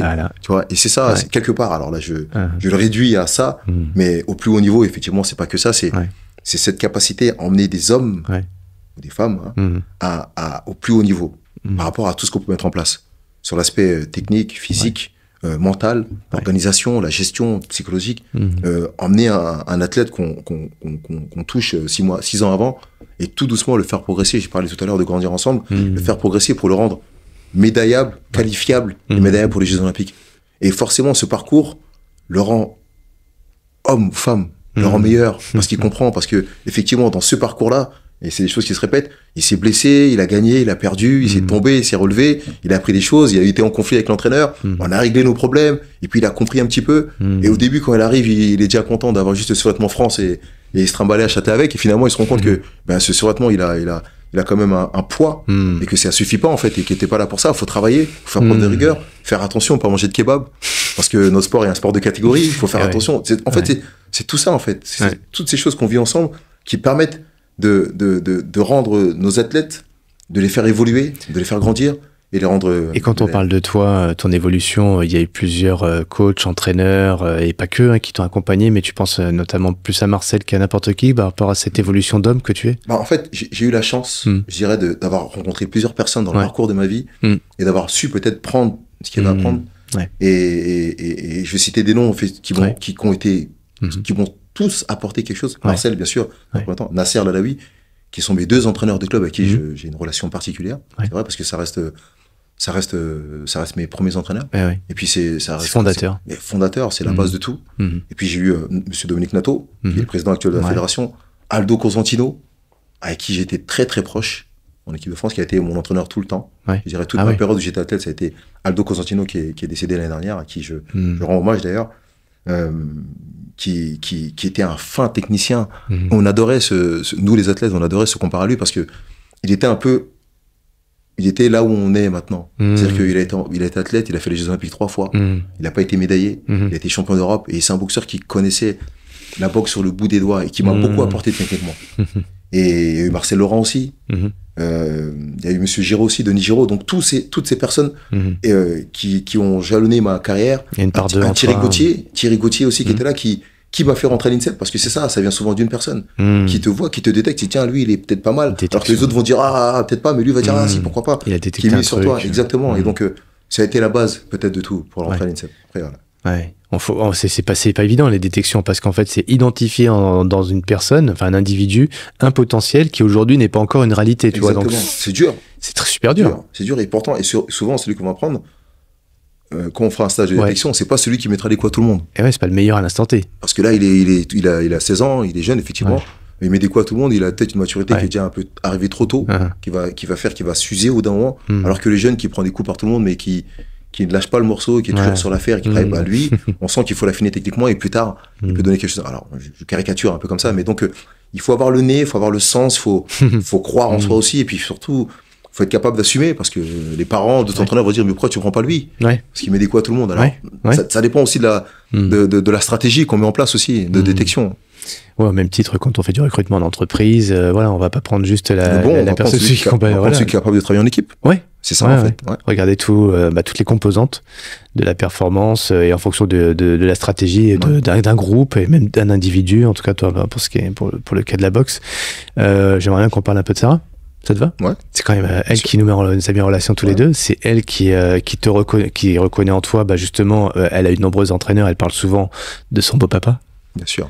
Que tu connais aussi, pour qu'elle ait un immense respect, qu'il accompagne pas que, mais comme tu le dis d'ailleurs, on a vraiment l'impression, c'est pas une impression, c'est ce qu'elle transmet en tout cas, que c'est quelqu'un qui l'a fait énormément progresser dans sa discipline, mais pas que en tant que femme, en tant qu'homme avec un grand H, être humain, on va dire comme ça, et après il y a toi, quoi. Donc c'est peut-être un peu gênant de te le poser comme ça, mais en quoi Sarah te reconnaît un grand talent dans sa carrière de femme, parce que c'est pas juste boxeuse.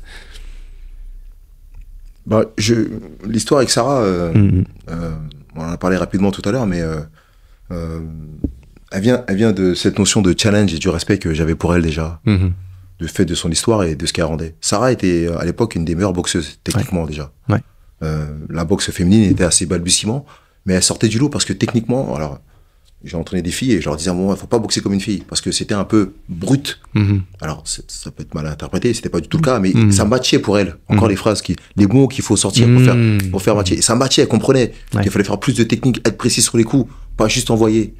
Et Sarah, dans tout ce lot de jeunes boxeuses de haut niveau, était une des seules qui avait cette technique, qui avait une finesse technique. Et bon, ça, c'est ce qu'on lui reconnaissait. Et l'histoire de Sarah et moi, c'est qu'en fait, on s'est connus à Aulnay parce qu'elle est d'Aubervilliers à la base. Et je crois que sa mère a ouvert un magasin à Aulnay, donc elle venait s'entraîner au club. C'est là qu'elle a rencontré son mari d'ailleurs. Et donc Francky, j'ai connu tout jeune. Tu parlais pour te qualifier toi de discrétion. Je trouve qu'il n'y a pas plus Francky, mais extrait de discrétion. Incroyable, Francky. Il est incroyable. Et pourtant, c'est un garçon adorable. Mais ils sont bien trouvés en fait. Et j'ai une histoire, alors je sais pas si je peux en parler là. Je sais pas. C'est qu'en fait, il y avait la salle de boxe, et au-dessus de la salle de boxe, il y avait une petite salle de danse. Et quand la salle de boxe était trop blindé, qu'il y avait trop de monde, bah, une ou deux fois, on est parti faire un travail à 3 dans cette salle. Et peut-être que c'est là où ils avaient déjà commencé leur relation, hein. C'était pas déclaré à l'époque. et donc, on avait déjà travaillé ensemble à 3 sur l'aspect technique. Alors quand moi, j'étais à l'INSEP, et je revenais de temps en temps, et donc je donnais un coup de main à la salle, j'aimais bien entraîner, j'ai toujours entraîné. Et je mettais les gants avec les petits jeunes, tout ça. Donc, et par moment, effectivement, on avait commencé à faire ce travail-là. C'était les seules relations au niveau de l'entraînement que j'avais avec Sarah. Et puis, il y a eu Rio 2016 arrivait. Moi, j'étais responsable de l'équipe senior homme. Donc, j'avais toute mon équipe à gérer. Il y avait Tony Oka, Christian Mbili. J'avais déjà une équipe assez conséquente, déjà. 7, 8, 10 boxeurs à qualifier. Donc, on se chargeait avec l'entraîneur, le co-entraîneur Mariano Gonzalez qui était avec moi. Et puis, on va au tournoi de qualification en Turquie et Sarah perd au deuxième tour contre l'Anglaise. Et puis, je la sens dépitée. Je la sens dépitée parce que effectivement, et c'est normal, je sais ce que c'est, quand tu ne te qualifies pas et que il y avait encore d'autres chances derrière. Et je parle avec elle, elle me dit, ouais, mais je suis en galère, j'ai des problèmes au niveau de l'entraînement, tout ça. Marcel, c'est super, c'est Marcel qui l'entraînait un petit peu. Et l'entraîneur responsable des filles n'était pas là tout le temps. Donc il y avait une espèce de... en fait, il y avait un manque, il y avait un trou à combler quelque part. Entre l'entraînement qu'elle avait avec Marcel, qui ne suffisait pas, et le responsable qui était là, qui habitait en province et qui venait que de temps en temps. Et parce qu'à l'époque, il n'y avait pas de pôle filles comme il y avait nous avec la boxe, avec tous les garçons qui étaient là. Donc il y avait un espèce, c'était en tiré, et donc il y avait un truc à combler. Je lui dis, écoute, on peut lancer un plan Marshall. J'ai déjà plein de trucs à faire. Mais on peut aussi, parce que je vais pas prendre ça comme ça, on peut voir l'entraîneur responsable et lui dire, écoute, quand t'es pas là, je m'occupe de Sarah, je te donne le soin, je m'occupe d'elle. On met en place d'elle autour d'elle d'une organisation physique, qui puisse avoir un préparateur physique, accouplé avec Marcel, le travail qu'elle fait avec Marcel. Et donc ça permet accouplé avec le travail que tu fais. Donc elle a accepté. Et puis on a commencé à faire un travail avec ça, un travail technique. Effectivement, j'ai la particularité d'être assez pointueux sur les petits détails, sur les petites choses. Et l'idée, c'était pas en peu de temps, c'était pas de casser Sarah, c'était pas de la perturber. Tout changer. Elle s'est déjà boxée, mais c'était de lui apporter. Et je lui ai apporté une touche technique, mais c'était de la confiance dont elle avait besoin. Elle avait besoin de recevoir autour d'elle une organisation, qu'on prenne soin d'elle, qu'elle sente qu'elle est dans un... C'est ce qui lui manquait, en fait. Il manquait pas grand-chose. Il fallait ça. Alors, effectivement, j'avais beaucoup à faire, déjà avec mon équipe. J'avais beaucoup à faire. Mais je suis un homme de challenge, j'avais envie. Et puis, c'était Sarah. J'aime bien Sarah. Donc, tu reprends ta liste de tout à l'heure, là, avec les avantages à quand même, tu t'écoutes ton cœur. Oui, c'est la belle fille de Marcel. Tu vois, c'est la famille, en fait, tu vois. Faut donner un coup de main, tu vois. Donc, c'est ça, on va être là. Et puis, c'est moi, donc on a confiance en moi. Puis ça t'apportait aussi peut-être un peu de recul par rapport à l'affect entre Marcel et elle, ou toi t'apportais de la technique aussi, et puis une confiance supplémentaire. Tout le monde était content parce que Franck, il me disait, ça lui fait du bien, tu vois. Donc, c'est ça, c'est ce dont elle a besoin, une touche différente, un peu plus de rigueur, un travail un peu différent de Marcel. Et puis, bon, elle s'est qualifiée. Puis elle a été au jeu. Au jeu, je travaille encore avec elle. C'est moi qui travaille avec elle encore sur l'aspect technique, les analyses des adversaires, tout ça. Il fallait laisser la place, en fait. Il fallait dans cette organisation. Je voulais même pas aller sur le ring. Je voulais pas aller. Je dis, je veux pas. En fait, je fais pas ça pour la lumière. Je fais ça pour Sarah parce que j'ai envie de. C'est Sarah qui avait insisté pour que j'aille dans le coin aussi avec les entraîneurs, parce qu'il y avait des entraîneurs responsables des filles. Moi, j'avais déjà assez à faire avec les hommes déjà. Et donc l'idée, c'était pas de. C'était vraiment donner un coup de main, entendre une voix, un truc. Je montais pas, j'étais en bas, c'est moi qui lancé un protégeant. Ça me dérangeait pas. Il fallait gagner. Tout pour la gagne. Tout pour la gagne, on s'en fiche. Et donc, et puis voilà, ça s'est bien passé. Chacun avait trouvé son articulation. Et puis ça a été jusqu'au bout. Enfin, presque au bout, parce que le bout, ça aurait été une médaille d'or. Et il y a des médailles d'argent qui valent des médailles d'or parfois. Donc, et qui comble une vie. Exactement. Puis c'est là que ça a été le début d'une belle aventure. Et puis, il faut être capable aussi de cette médaille d'argent, de la rendre or.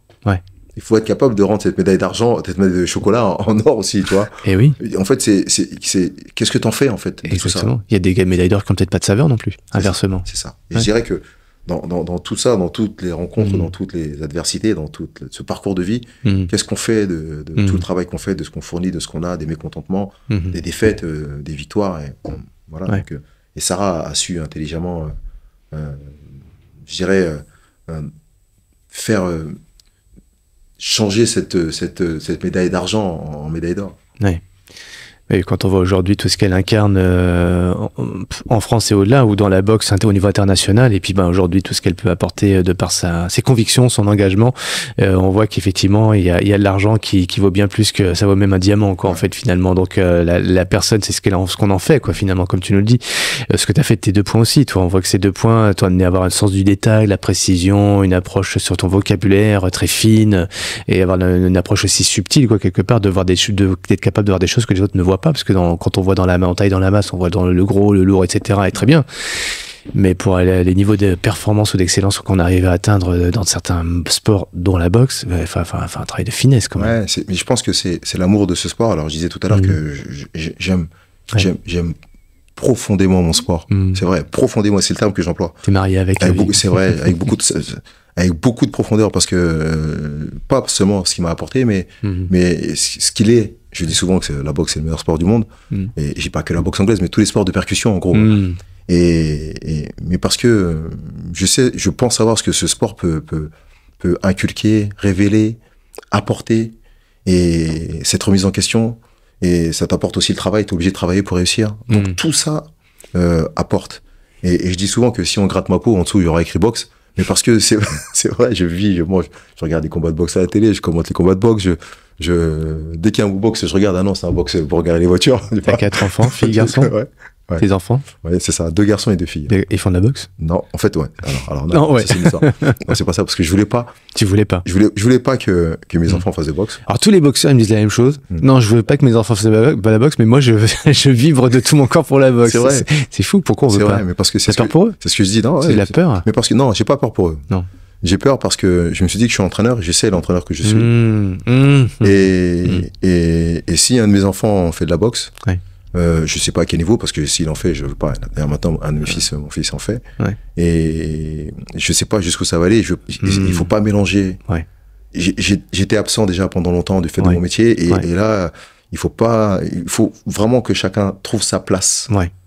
Et donc, finalement, mon fils qui a 15 ans, et qui a fait plusieurs disciplines, il a fait du volley, il a fait du rugby, qui était pas trop mal, mais finalement, il s'arrêtait toujours en parcours, à mi-parcours, et finalement, l'année dernière, je lui ai dit, écoute, tu vas faire de la boxe. Voilà. Et ça a surpris tout le monde, parce que tout le monde savait que je voulais pas. Mais parce que c'est ce que je disais tout à l'heure, j'ai pas voulu être le chausseur mal chaussé. La boxe apporte tout un tas je dirais, de valeurs, de choses, et pourquoi mon fils n'en profiterait pas? Donc, je lui ai dit, écoute, on a fait un deal, ils doivent en faire de septembre à janvier. Et puis finalement, il a dit qu'ils vont en faire toute l'année. Donc voilà, ça lui plaît. Il s'entraîne, il va courir, il a commencé à prendre conscience. Aucune prétention. Je veux juste qu'il apprenne ce que j'ai appris. La rigueur, le choix, le fait de faire le choix, les choix techniques. Et si tu n'assumes pas ce choix, c'est toi qui en paye les conséquences. Assumer ses choix, travailler, faire attention à ce poids, peut-être faire attention à ce que tu manges, parce que tu as envie de maigrir un petit peu, l'hygiène de vie, s'entraîner, le sérieux, le respect de l'entraîneur, venir à l'heure à l'entraînement. C'est toutes ces choses-là que, voilà. Ah, ça, quand tu rentres dans la salle, s'il y en a un qui est en retard, c'est ça. C'est un grand moment à vivre, ça. Quand il y a un entraîneur qui accueille celui qui est en retard, celui ou celle qui est en retard, grand moment. Une leçon de vie, une fois de plus. Mais vraiment, mais toujours, voilà, avec la rigueur et puis la forme aussi, quoi. On n'est pas là pour brider les personnes quand ils font un faux pas. C'est simplement qu'ils s'en tirent un enseignement. Et le jeune, c'est vrai que quand on voit dans la salle de boxe, tous ces valeurs qui sont véhiculées, et c'est pas juste des mots sur les murs. Souvent, il y a les mots sur les murs, il y a les athlètes sur les murs. Mais derrière ça, il y a surtout, voilà, cette âme ou cette rigueur qui est là, qui est un état de fait, quoi, et pas juste des mots, quoi. Et on en a parlé, et Brahim a eu les mots justes cet été pendant les Jeux, où il était invité sur un plateau, où il a parlé des valeurs de la boxe et ce que la boxe pouvait apporter à notre société actuelle, où on a l'impression de perdre beaucoup de nos jeunes, où on comprend pas très bien ce qui se passe, et il se passe des choses terribles d'ailleurs, et on se dit que effectivement la boxe va pas résoudre tous les problèmes, mais ça peut être un vecteur incroyable. Ça peut en tout cas permettre de résoudre un certain nombre de choses, et je pense que de par ses valeurs, de par la dureté du sport, de par de ce que ça peut apporter, alors je dirais pas que tout jeune athlète qui va rentrer dans une salle de boxe va devenir champion, mais sur son parcours, champion de sa vie. Devenir champion ou pas, il peut devenir champion de sa vie, c'est vrai. C'est ça le plus important, c'est d'être champion de sa vie avant tout. C'est vrai. Après, t'es champion de ta vie avant de devenir champion olympique ou champion du monde. C'est vrai, en fait. Et c'est ce qui te permet d'être champion, d'ailleurs. Et donc, si ça peut contribuer, en tout cas, voilà. Et malheureusement, comme le disait justement Brahim, on met pas assez la boxe à la place où elle devrait. Elle ne sait pas se mettre à la place où elle devrait. Brahim est un entrepreneur, est un manager, est un homme intelligent et qui sait aussi mettre en lumière alors pas seulement sa discipline ni son sport, mais bien au-delà de ça aussi les valeurs, comme tu viens de le rappeler à l'instant. Mais pas que, c'est un showman. Ouais. Et là, c'est quoi cette histoire-là? Qu'est-ce qui se prépare en ce moment? Non, mais c'est quand même. Moi, ce que je trouve quand même génial, c'est que des gens un petit peu comme tu dis, t'aimes à le dire, ou à le penser en tout cas, de discret, un petit peu dans l'ombre. On fait notre show job, on le fait bien pour des bonnes valeurs et des bonnes raisons. Mais quelque part, quand il y a peut-être ce qui pourrait être comme une mauvaise raison. Mais finalement, est-ce que cette mauvaise raison, comme on voit des combats, le MMA, est-ce que c'est pas une façon d'entrer dans le noble art à terme? Qui a la prétention de dire que c'est mauvais? Qu'est-ce qui est mauvais? Bon. Bah, tu sais, un peu dans des disciplines, il y a des codes, je les nommerai pas, mais bon, il y a certains codes, et puis en fait, quand on vient dénaturer, un petit peu changer la donne de ça n'aime pas, c'est le poil à gratter, tu vois. Donc, et toi, t'es pas dans cette veine-là? Il y a des codes partout, ouais. et pour être un puriste de la boxe anglaise. Ouais, t'es un puriste, justement. Et effectivement, quand on m'a parlé des influenceurs qui. Ouais. Alors, certaines personnes m'ont dit, mais non, John, on ne voit pas dedans, mais en fait, c'est un peu comme tout à l'heure, on parlait de ces salles de boxe avec des sacs. Où on est dans le noir et tout le monde vient plus se défouler que apprendre la belle technique. C'est pas de la boxe. Ouais, des gens qui disent que c'est pas de la boxe. Mais c'est pas de la boxe de puriste pour faire des combats, mais chacun y trouve son compte. Et je disais tout à l'heure aussi que si on est capable de définir, de décliner la boxe sur différentes manières comme ça, c'est que c'est pas mal déjà. C'est-à-dire qu'on parle de notre discipline. On peut en faire, on peut faire plusieurs types de boxe. À vouloir concentrer la boxe que sur la boxe de compétition, on perd beaucoup de monde. Et on sait que pour avoir de la qualité, il faut partir de la masse. Et donc, et ça se trouve, on aura un champion. C'est un sport populaire, quand même. Il faut que ça devienne un sport populaire, c'est ça. Et que tout le monde puisse accéder à cette discipline, que tout le monde puisse en faire. Partout, on en fait déjà partout. Mais il faudrait peut-être effectivement codifier et faire en sorte d'eux. Et quand cette opportunité, cette possibilité d'entraîner ces créateurs de contenu... Comment ils t'ont contacté? Qui t'a contacté un jour? C'est Brahim qui m'a sollicité, qui m'a dit, écoute, il y a un projet, on en avait parlé déjà. C'est lui qui a l'initiative du projet? Non, il a été sollicité lui pour ça. D'accord. Donc il a eu besoin d'un entraîneur et d'un préparateur physique, donc il a appelé Stéphane Demouy, qui est un très très bon préparateur physique aussi, et moi sur l'aspect boxe, donc sur l'aspect technique. Et il m'en avait parlé, mais j'étais dans tellement de projets que j'ai écouté d'une oreille, et puis finalement un jour il m'a dit, écoute, c'est dans la semaine prochaine, on fait une réunion pour présenter. Et là en fait, je me suis rendu compte que c'était du sérieux. C'est-à-dire parce qu'il y avait un combat qui était prévu, il y avait une soirée qui était prévue le 7 décembre, et à l'U Arena. C'est quoi le 7 décembre? Enfin, ce sera passé quand on diffusera, mais qu'est-ce qui s'est passé le 7 décembre? Le 7 décembre, les créateurs de contenu vont se rencontrer, ils sont 10, dont 2 filles qui vont se rencontrer, donc c'est 10 pour faire 5 combats.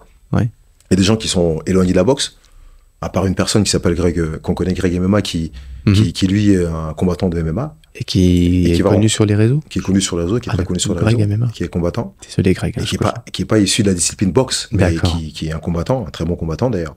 Et qui va confronter à celui qui est un peu à l'initiative du projet, qui s'appelle Billy, qui lui a déjà boxé, a fait de la boxe. Et donc ils vont faire le combat, le main event, c'est-à-dire le combat final de la soirée. D'accord. T'as toujours un combat, sur un event, t'as un gros combat. Il y a pas de ceinture là pour le coup? Non, il y a pas de ceinture. C'est vraiment une soirée entre des créateurs de contenu qui ont des communautés, qui les suivent. Ils ont fait venir toute leur communauté. Et qui vont se rencontrer. Alors ils ont fait venir, en fait, il y a 10 personnes qui ont été choisies. Et forcément, qui vont drainer leur communauté. Moi, aussi, je les connaissais pas parce que c'est pas de notre âge. Ouais, mais tes enfants, j'imagine qu'ils les connaissent. Alors, mes enfants, ils ont éclaté dans tous les sens. Quand ils ont vu qui c'était, qui j'entraînais, ils ont dit, mais c'est pas possible, papa, pourquoi tu m'as pas dit? Tu veux dire quoi? C'est qui? Pourquoi tu m'as pas fait venir? Tu t'apprends à combattre à qui, alors? C'est ça. Donc, il y a Matsu, faut dire le nom. Matsu, il y a Sid Jill. Il y a Dooms. Il y a Katsop.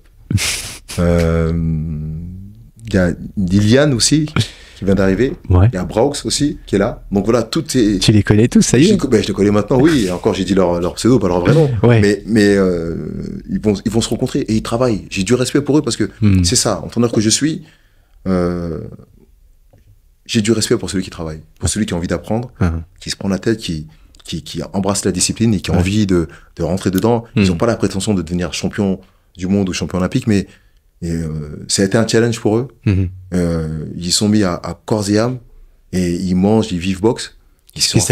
Alors toi qui les connaissais pas, du moins qui les connaissais par le prisme des réseaux sociaux, tu les vois... Je les ai vus évoluer. Et ouais, c'est-à-dire... parce que c'est ça, entre le mois de mai où on a fait le premier stage, où certains étaient là pour le premier entraînement de boxe de leur vie, et aujourd'hui, il y a une évolution incroyable. On a fait le dernier stage il y a un mois et demi à Marrakech. On a vu l'évolution en fait. Et là, on a quasiment un mois jour pour jour de l'événement. Et ils sont sur la fin de la préparation, mais ils ont tous évolué dans cette discipline qu'ils connaissaient pas. Le seul qui avait fait de la boxe, c'était Billy, justement. Les autres ne connaissaient pas du tout la discipline. Et donc, c'est le parcours. C'est le parcours qui est important, encore une fois. C'est le parcours d'où ils sont partis. Il y a eu 8 mois de préparation, où effectivement, on a fait des stages de préparation, mais en même temps, un club leur a été trouvé dans lequel ils s'entraînaient régulièrement.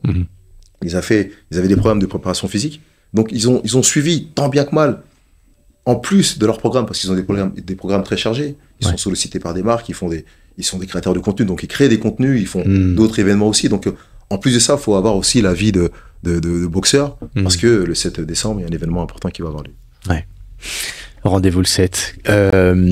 Qu'est-ce qui pour toi est essentiel à retenir de cette expérience? Tu parles du parcours, mais s'il y avait une seule chose qui t'a vraiment interpellé, tu vois, peut-être parmi les personnes que tu as accompagnées, que tu avais évolué, tu as vu une transformation en particulier ou quelque chose de plus global? C'est global. Alors d'entrée, on a vu des personnes qui avaient des qualités, parce que c'est toujours comme ça. Sur 10 personnes, forcément, il y a des athlètes, il y a des gens des créateurs de contenu qui avaient aussi pratiqué déjà d'autres disciplines. Tu t'es revu toi à l'époque quand tu es rentré par hasard dans cette salle? Non, pas forcément. Mais en fait, je suis entraîneur depuis tellement longtemps que j'ai passé. Non, je ne me suis pas vu moi. Je suis entraîneur depuis tellement longtemps. Je crois que maintenant que les gens ont même oublié que j'étais boxeur, je crois.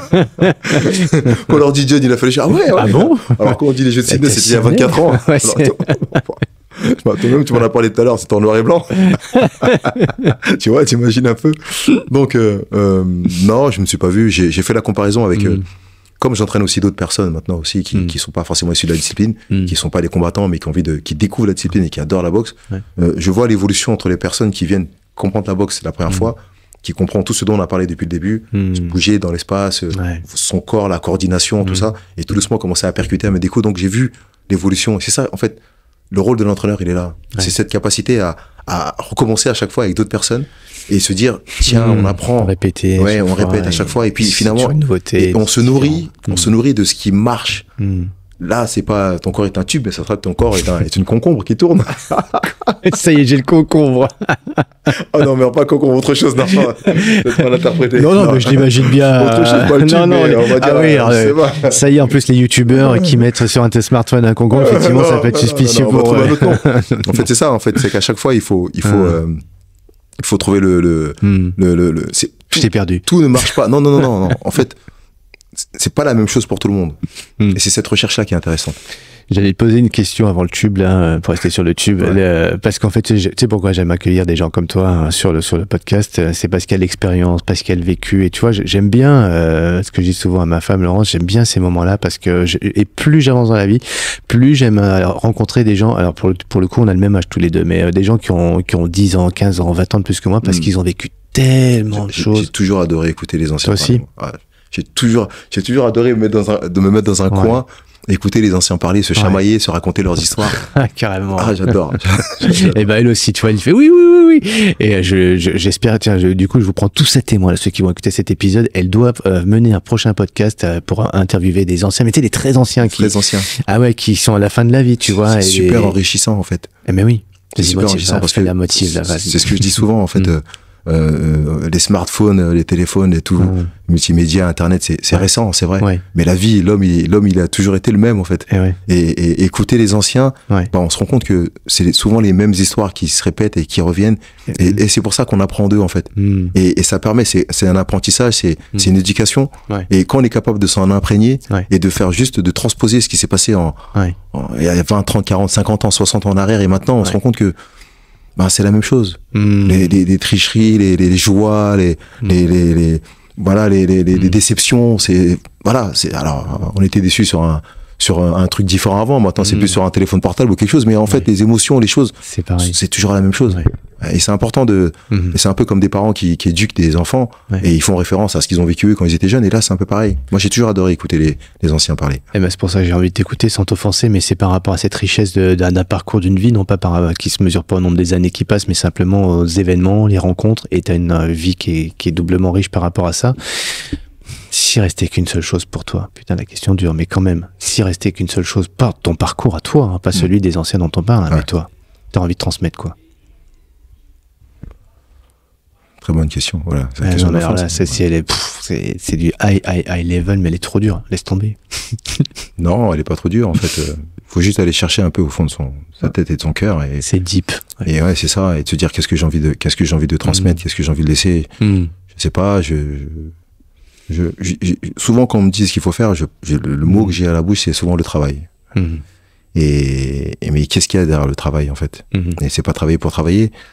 Je dirais le respect des autres. Je vais pas dire l'amour de l'autre parce que c'est trop facile, mais le respect des autres, de la différence des autres, de se dire que celui qui est en face, il est peut-être un peu différent, il apporte quelque chose de différent. La capacité à, et là je fais le lien, la capacité à travailler ensemble, d'être avec l'autre, tu vois, et être capable de comprendre. Comprendre l'autre, c'est être capable de travailler avec l'autre. Ouais. Et pas forcément se mettre à sa place, mais être capable de le comprendre et de se dire qu'on peut s'imbriquer dedans. On peut en fait apporter...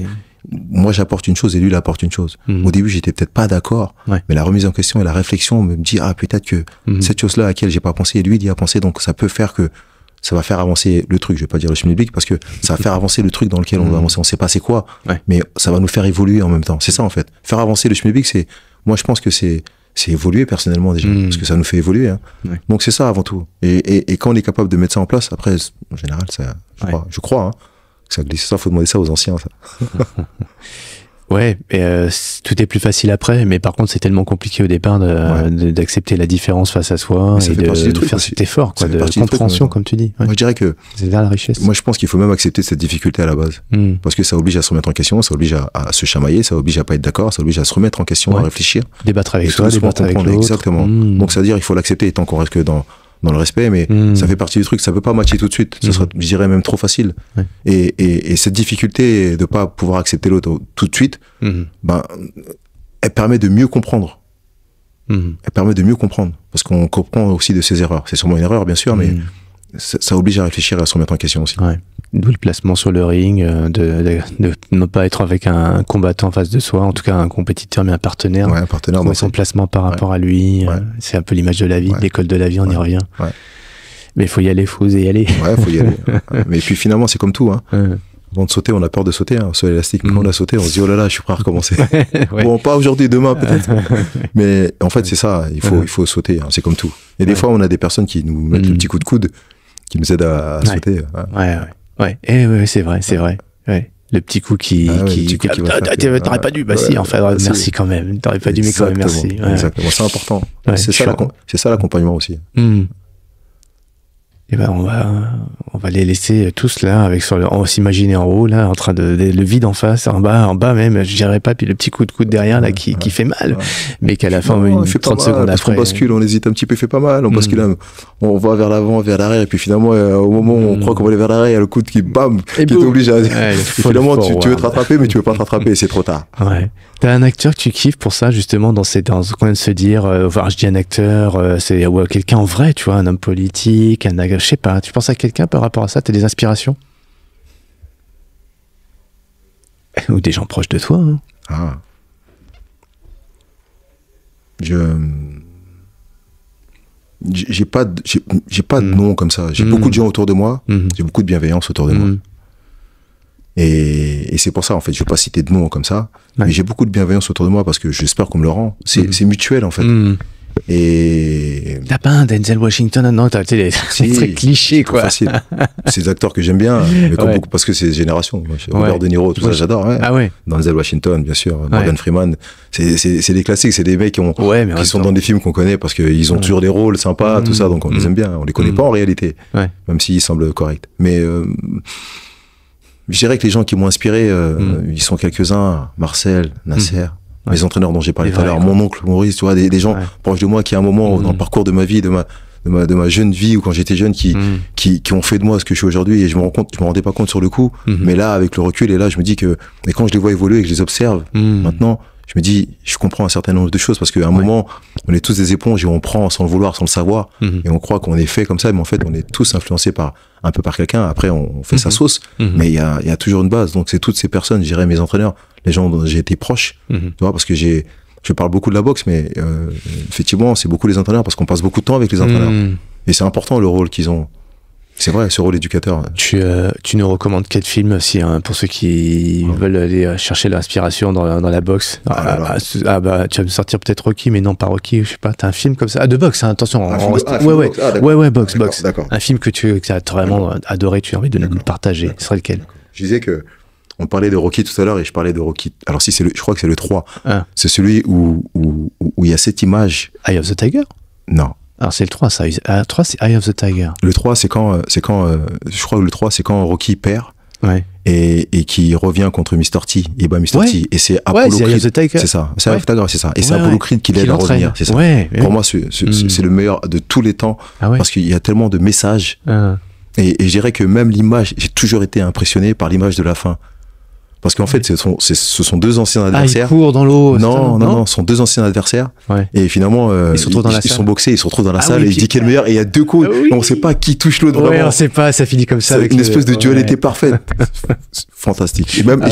Et je me suis dit, les Américains sont trop forts. Même jusqu'au bout des ongles, ils ont réussi à créer un truc où créer un équilibre, en fait. C'est ça. L'un a aidé l'autre. Il a fait retourner au plus dans les fondamentaux. Aller chercher les coques, tout ça, je me rappelle. Et je me rappelle que j'avais ce film, je l'ai vu peut-être 3 fois. Et c'est la dernière fois que je l'ai vu d'un œil différent. J'ai vu parce que c'était Rocky et on regardait Rocky. Et tu regardes. La deuxième fois, j'ai pas forcément compris. La troisième fois, j'ai pris le sens de ce qui se passait dans ce film. Et pourquoi, voilà, je comprends mieux pourquoi les Rocky ont pu influencer beaucoup de personnes qui ont fait de la boxe. Ouais, au-delà de la boxe aussi. C'est légende, quoi. Enfin, c'est mythique même. Eh ben, je resterai sur cette image de fin de Rocky 3. Effectivement, je l'ai là, dans cette salle-là. Qui ressemble cette image. Très très belle image. Faudrait que je la retrouve d'ailleurs. Faut que je la mette sur mon téléphone, c'est vrai. Ah, tu me l'enverras? Ouais, d'accord. Tu sais que tu dois m'envoyer déjà des photos de toi, ton premier combat, noir et blanc. Vrai, tu dois m'envoyer à la fois des photos de Rocky 3. D'accord. Cette fameuse. Et te remercier pour cette générosité que tu nous as partagée, John, excuse-moi, John Dovie. C'est DOVI, hein, ton DOVI, oui, c'est ça. Comment on te trouve, comment on te suit, pour toi, si on suit un peu ton actu? Je suis sur LinkedIn et sur Instagram. C'est les deux seuls réseaux, ça fait 3 ans, je crois, maintenant. C'est pas de ma génération, forcément, mais on s'y met. Et, mais voilà, ça permet tu suis les cours de Matsu et compagnie? Ouais, pas forcément, si j'ai le temps. Ils sont sur YouTube. J'imagine qu'il y a beaucoup de choses, Donc, si on veut te contacter, d'ailleurs, si on veut faire un event avec toi, si on veut se faire coacher un peu, est-ce que tu acceptes encore ou non? Bien sûr. J'accepte de transmettre. Alors, je dis souvent que, et ça m'est arrivé en plus, je suis capable de conduire en voiture et piler.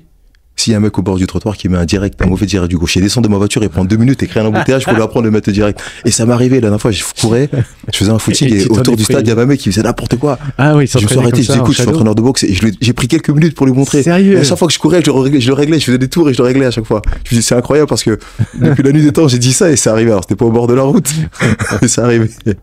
Ah ouais, d'accord. Donc si on veut t'interpeller, la meilleure chose à faire, c'est de traîner du côté de. Non, t'es toujours à Nez-sous-Bois ou t'es dans quel coin? Non, je suis à Porte de Montreuil maintenant. Porte de Montreuil. On te retrouve dans quelle salle? J'entraîne chez David Athias. Où ça? Qui est ostéopathe, qui est dans le 17e, qui a une petite salle. Ah, mais oui, tu m'en avais parlé puisqu'on devait se retrouver là-bas. Oui, dans le 17e. Il a une petite salle et je donne quelques cours là-bas. Elle n'a pas de salle, c'est Athias J. C'est une toute petite salle de cours individuels où les quelques personnes à qui que j'entraîne, à qui je distille mon savoir, sont contents de Eh ben, on n'a plus qu'à te suivre et puis te solliciter. Et, merci pour tout ce que tu nous as partagé.